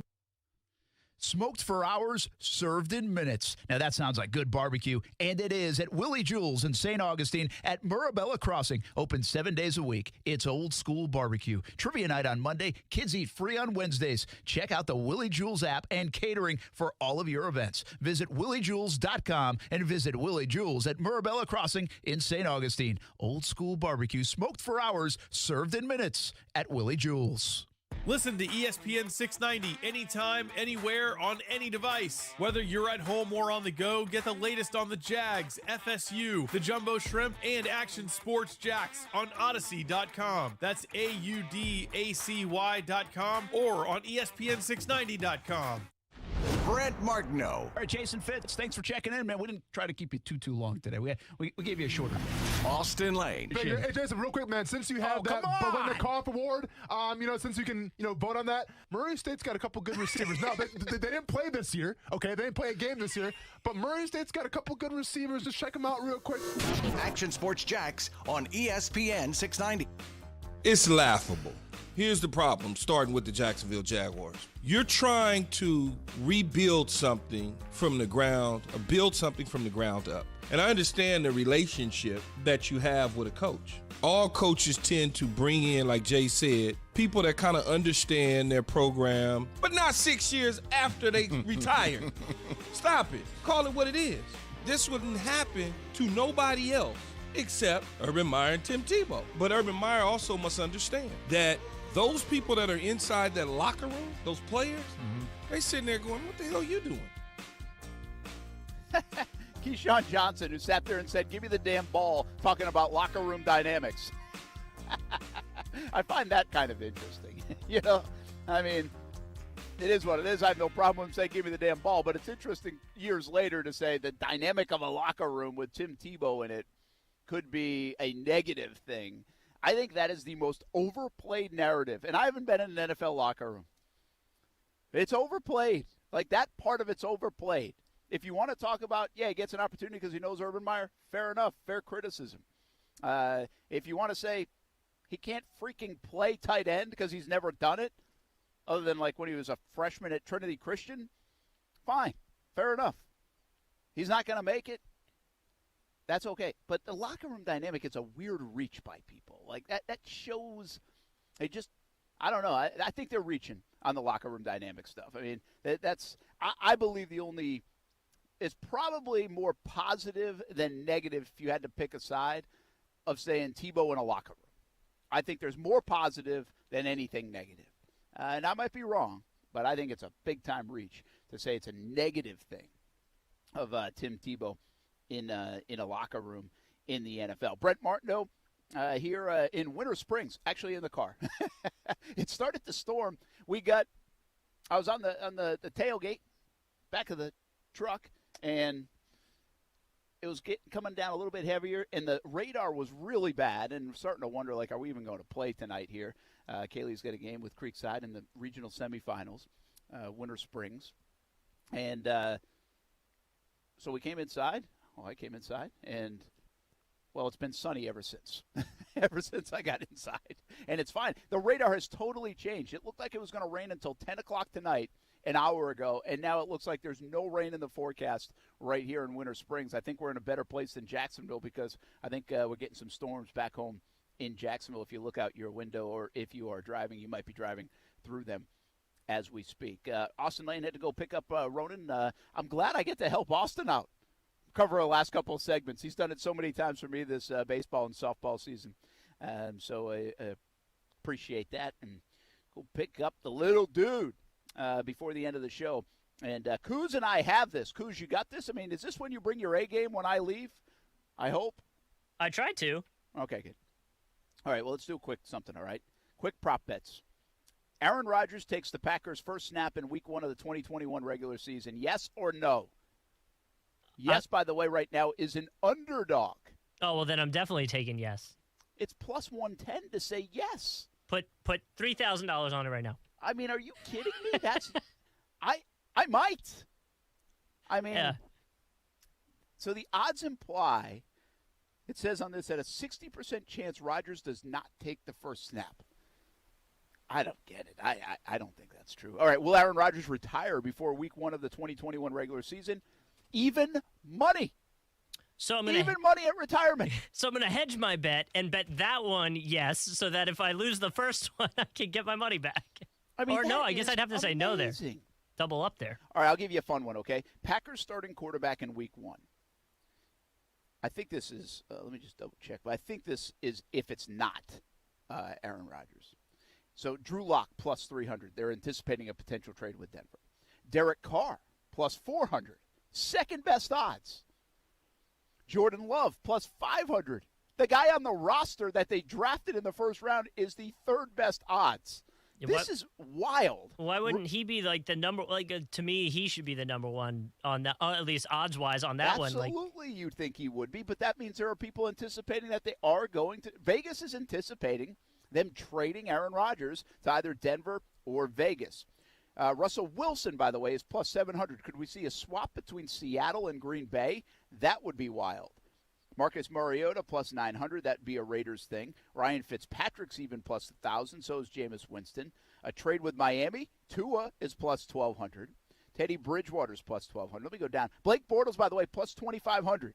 Blaine Gabbert, who just re-signed, I think, with Tampa, is plus 5,000.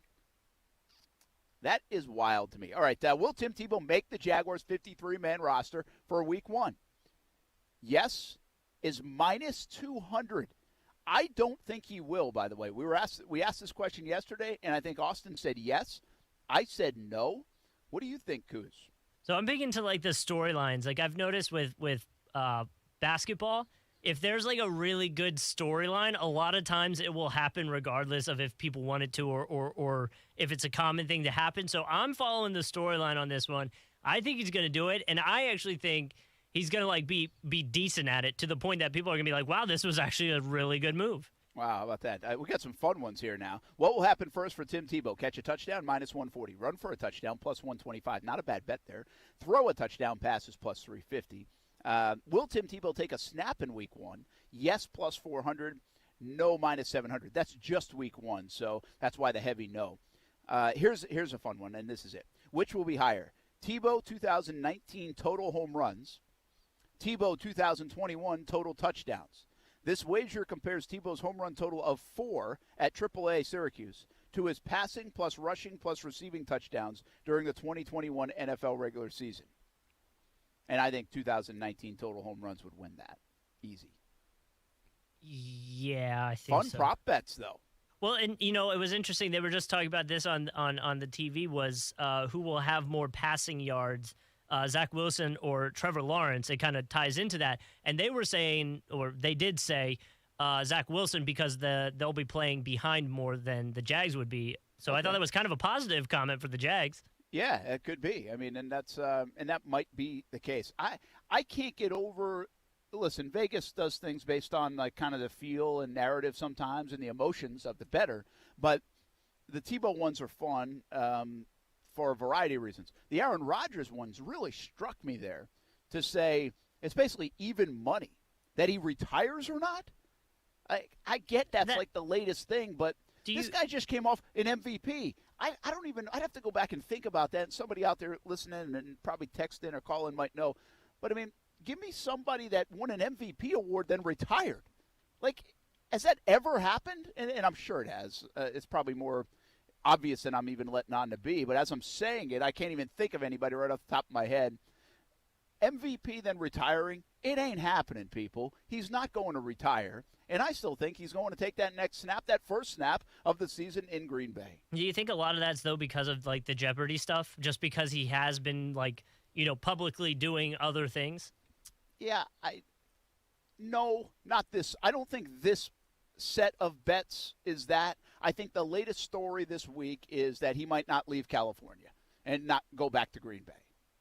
And that's kind of like the latest scuttlebutt is now he's just going to retire and say, screw you, Green Bay. And again, I just don't see that happening. Listen, I was correct on the Russell Wilson stuff, that he's staying there. Now, if they swap Aaron Rodgers, that'd be a different scenario. But as for now, all is good with Russell Wilson in Seattle. I think this has been blown out of proportion to a degree as well. I'm in that camp, and I believe he will play in 2021, and I believe he will play for the Green Bay Packers. Now, there is a lot, and we said this yesterday. Trey Wingo and others have said, hey, he's going to Denver.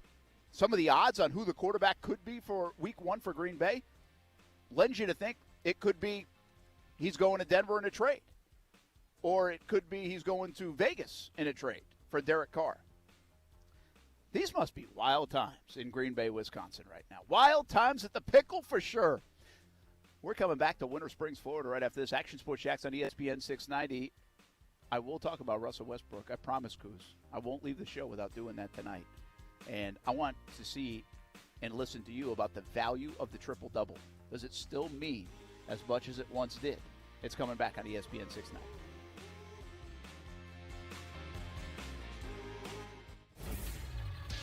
ESPN 690 SportsCenter Update.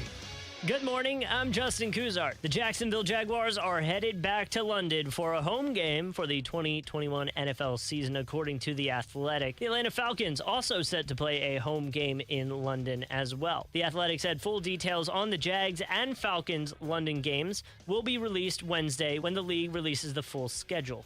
More reaction happening to the Tim Tebow at tight end rumors for the Jags. Here's Action Sports Jax Austin Lane on Freddie and Fitzsimmons. I don't think Tim Tebow is going to be the next Travis Kelce. I can see defensive coordinators saying, okay, well, Jacksonville's running this stuff. We got to stop Tim Tebow here and here. This afternoon, catch the Jacksonville Jumbo Shrimp on the road against the 1-5 Durham Bulls. First pitch is at 6:35 p.m., and you can hear the call today on ESPN 690, our Facebook page, or ESPN690.com.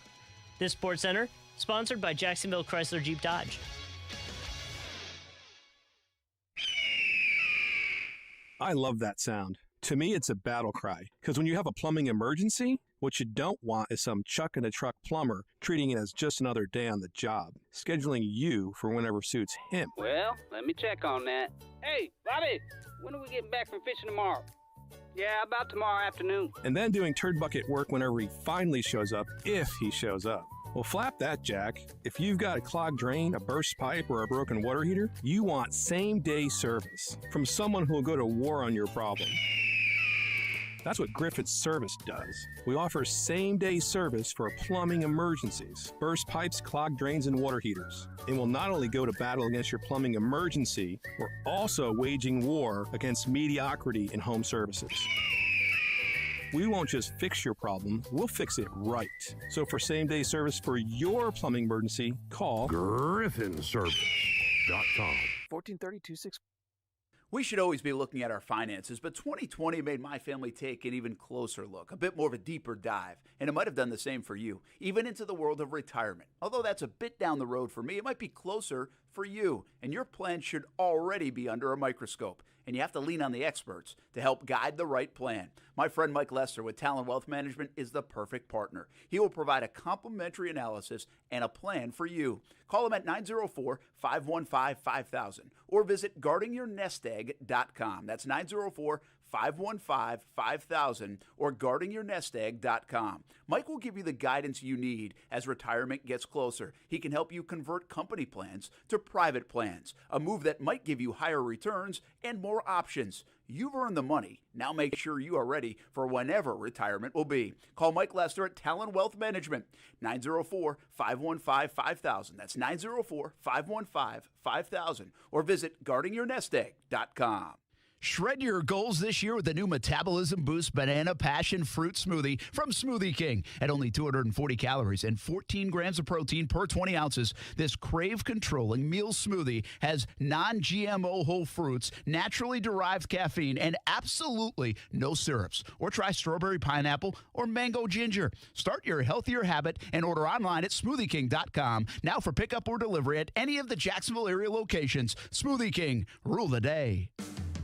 ESPN 690 is home for the Florida Sportsman Fishing Show hosted by Captain Rick Riles. Tune in every Saturday morning from 7 to 9 a.m. to find out what's biting now. Fishing so fresh, you can almost smell it. Purchasing home and auto insurance? Do it the Simply way with Simply IOA. Compare quotes and buy a policy online or over the phone. Search Simply IOA or call 844-TALK-TO-SIMPLY. Simply IOA. Insurance the Simply way. There is a taste of the islands in every drop of Vida de Luis tequila, imported directly from Tequila, Mexico to Jacksonville Beach. Vida de Luis is the only locally owned tequila in Jax Beach. Support local and try Vida de Luis. Award-winning, smooth, all natural, no aldehydes or additives, which means wake up feeling good the next morning. Find out where you can pick up a bottle of Vida de Luis, Blanco, Reposado, or Añejo.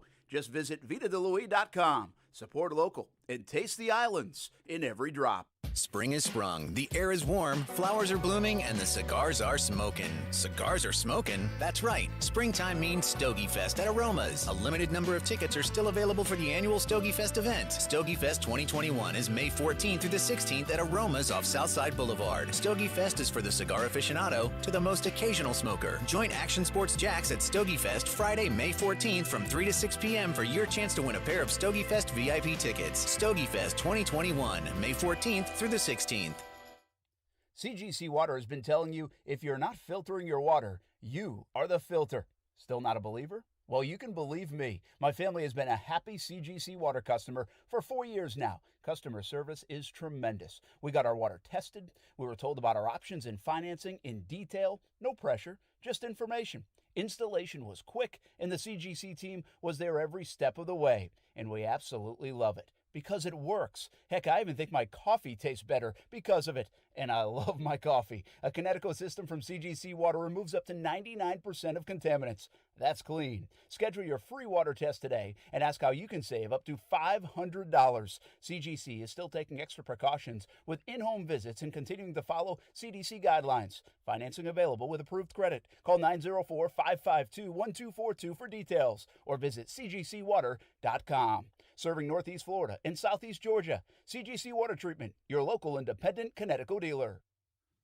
Smoked for hours, served in minutes. Now that sounds like good barbecue, and it is at Willie Jules in St. Augustine at Mirabella Crossing. Open 7 days a week. It's old school barbecue. Trivia night on Monday. Kids eat free on Wednesdays. Check out the Willie Jules app and catering for all of your events. Visit williejules.com and visit Willie Jules at Mirabella Crossing in St. Augustine. Old school barbecue, smoked for hours, served in minutes at Willie Jules. Hello, I'm attorney Robert Rubenstein, and this is Rubenstein's Rules for Personal Injury. Rule number 7, understand attorney's fees. You've probably heard no fee guarantee, or you only pay if you win. This isn't some kind of special offer. Most injury attorneys are paid this way. We get paid this way. There are limits on what percentage attorneys can charge. Our firm charges you nothing, not even costs, unless you get money. Call Rubenstein Law at 1-800-FL-LEGAL. Offices in Jacksonville and throughout Florida. Just be confident. Just be valued. Just be totally zen. Community First makes smarter banking simple, easy, and convenient with better rates, fewer fees, and great digital tools so you can relax, confident that you're managing your money the right way. Yours. Add an account today on your phone, tablet, or desktop at justbeyourself.com. That's justbeyourself.com. Community First Credit Union. Just be yourself. Federally insured by NCUA. This is Action Sports Jax on ESPN 690. Welcome into the show, a name you know. If you've been listening and watching ESPN for a long time, I know you know him. We're going to call him one of the forefathers, if you will, of sports radio, Mike Greenberg. Thank you. Forefathers is an interesting, that's fascinating. Every day, as I talk to more people, I get older and older. So that's kind of funny. Listen weekdays from 3 to 6 p.m. in your car or stream them. ESPN690.com.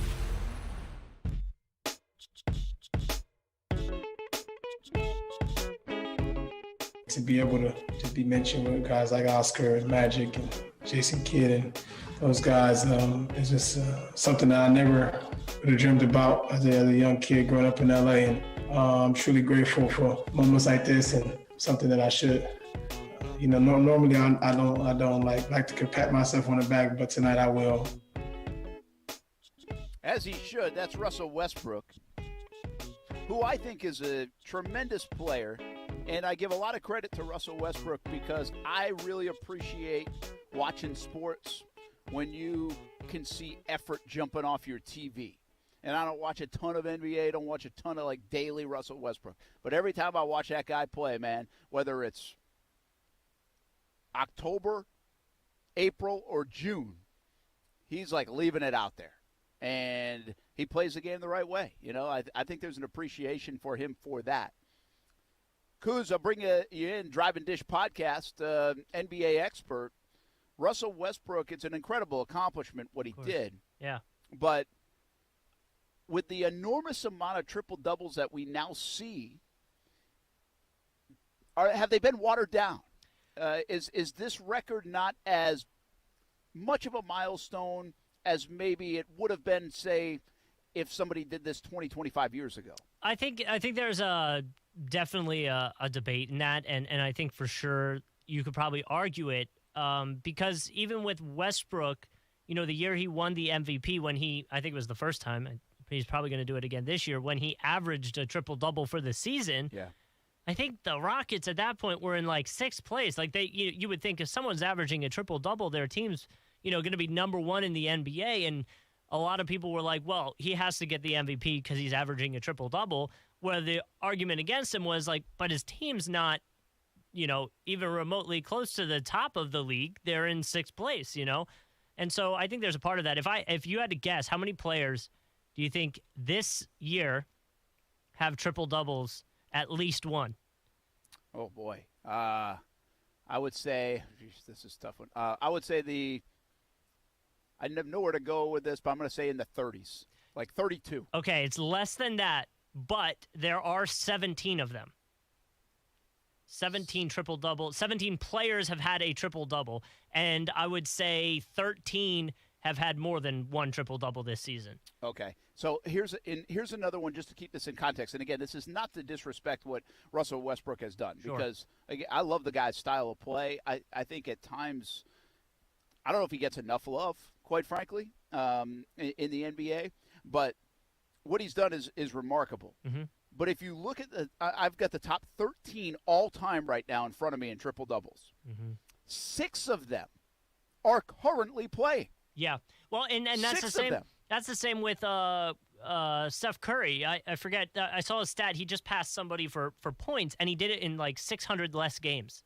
Yeah, well, and of course the three-point shot's a different animal here because three-point shot didn't always exist, and obviously the emphasis. But I don't know how the three-point shot has the three-point shot changed the triple-double game too because it's easier to get an assist? I think possibly. I think that's a big part of it too because I'd imagine the most common triple-double is points, assists, and rebounds, obviously. Yeah. And so that seems to be the way it's going. Again, to that point, Oscar Robertson played in 1,040 games. Westbrook played in 940 so far. Yeah. So it's Oscar Robertson, by the way. Westbrook now 182, Robertson 181. Mm-hmm. Big drop off to Magic Johnson at 138. Mm-hmm. Big drop off to Jason Kidd at 107. Then LeBron James has 99. Wilt Chamberlain 78. Larry Bird 59. Then there's James Harden and Jokic at 58 and 56. Fat Lever, believe it or not, he would have been a tough one to get on a trivia question here at 43. Doncic already has 35, man. Doncic, what is he, 24? Yeah, and he's you know what's interesting about him too is he's starting to get the dirty player vibe a little bit. You see that? He's starting to get that. He's got a little Draymond Green in him. I think he's got 15 techs. I think that's the most. Him and Dwight Howard have the most techs in the NBA right now. Yeah, he's getting close to a suspension. Mm-hmm. It's here's my quick little thought, and again, you watch way more NBA than I do. Quick little thought, scoring is up, so triple-double, but scoring has never been a problem for the triple-double. No. But more guards crash the boards than ever before because there's less emphasis on the big guy. Yeah. And so where the center Wilt Chamberlains of the world used to be scooping up 20 rebounds a game, Bill Russell, 20 rebounds a game, and not even, you don't have to go that far back, by the way. Robert Parrish, when I was watching, to you name it, right? Dennis Rodman, who was just grabbing rebounds, that was his only thing. Well, now you've got Russell Westbrook going to crash the boards, and James Harden and guards doing it. Mm-hmm. Well, and then on top of that, the last thing is what we just said. I have to believe the evolution of the three-point shot and how much it's used has helped create those assists, because it's shot at a higher rate than it's ever been shot in the history of the game. So why is the triple-double maybe watered down a little bit than it was back in the day? I think those are probably the answers. And by the way, there are a ton of talented players in the NBA. I don't want to take away from the talent. Hey, LeBron James was scheduled to come back tonight. Now the word is, at least I saw a report, might be coming back tomorrow now instead. Well, is that a big deal? Well, yeah, because they lost to the Trailblazers earlier this week, and now the Trailblazers own the tiebreaker between the Lakers and Trailblazers. And like I said, the Trailblazers right ahead of them in 6th place, so the Lakers would essentially need to win 3 more, and the Trailblazers lose or not, keep that gap going for the Lakers to get out of the play-in tournament. So LeBron not playing tonight against the Knicks team that's playing really well. It's supposed to come back against the Rockets. That you should win that. But then you got the Pacers and Pelicans where, all these games going forward are must-wins if you want to stay out of this play-in tournament. I think the Lakers are going to be going up against the Warriors in the play-in tournament, which I think is exciting for a casual fan. So yeah, could be really good, right? No doubt about it. All right, that's going to do it here on a Tuesday. Good luck to all the playoff teams. I know there's a lot of softball, baseball teams in the area playing tonight and tomorrow as well. But tonight, hopefully they get it in back in Jacksonville. Looks like we'll get ours in here at Winter Springs. But good luck to all the teams in the area.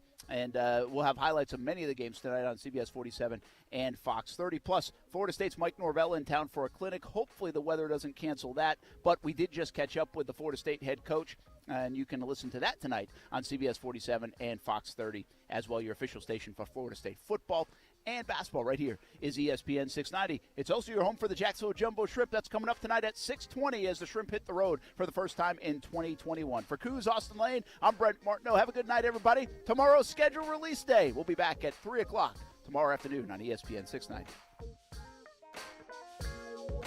I'm Action News Jax First Alert meteorologist Garrett Biedenball. Weather here is unique. It can be bright and sunny one minute and then a downpour the next. That's why mornings are when you need us the most. So you can plan your day. No matter if you're getting ready to go to work,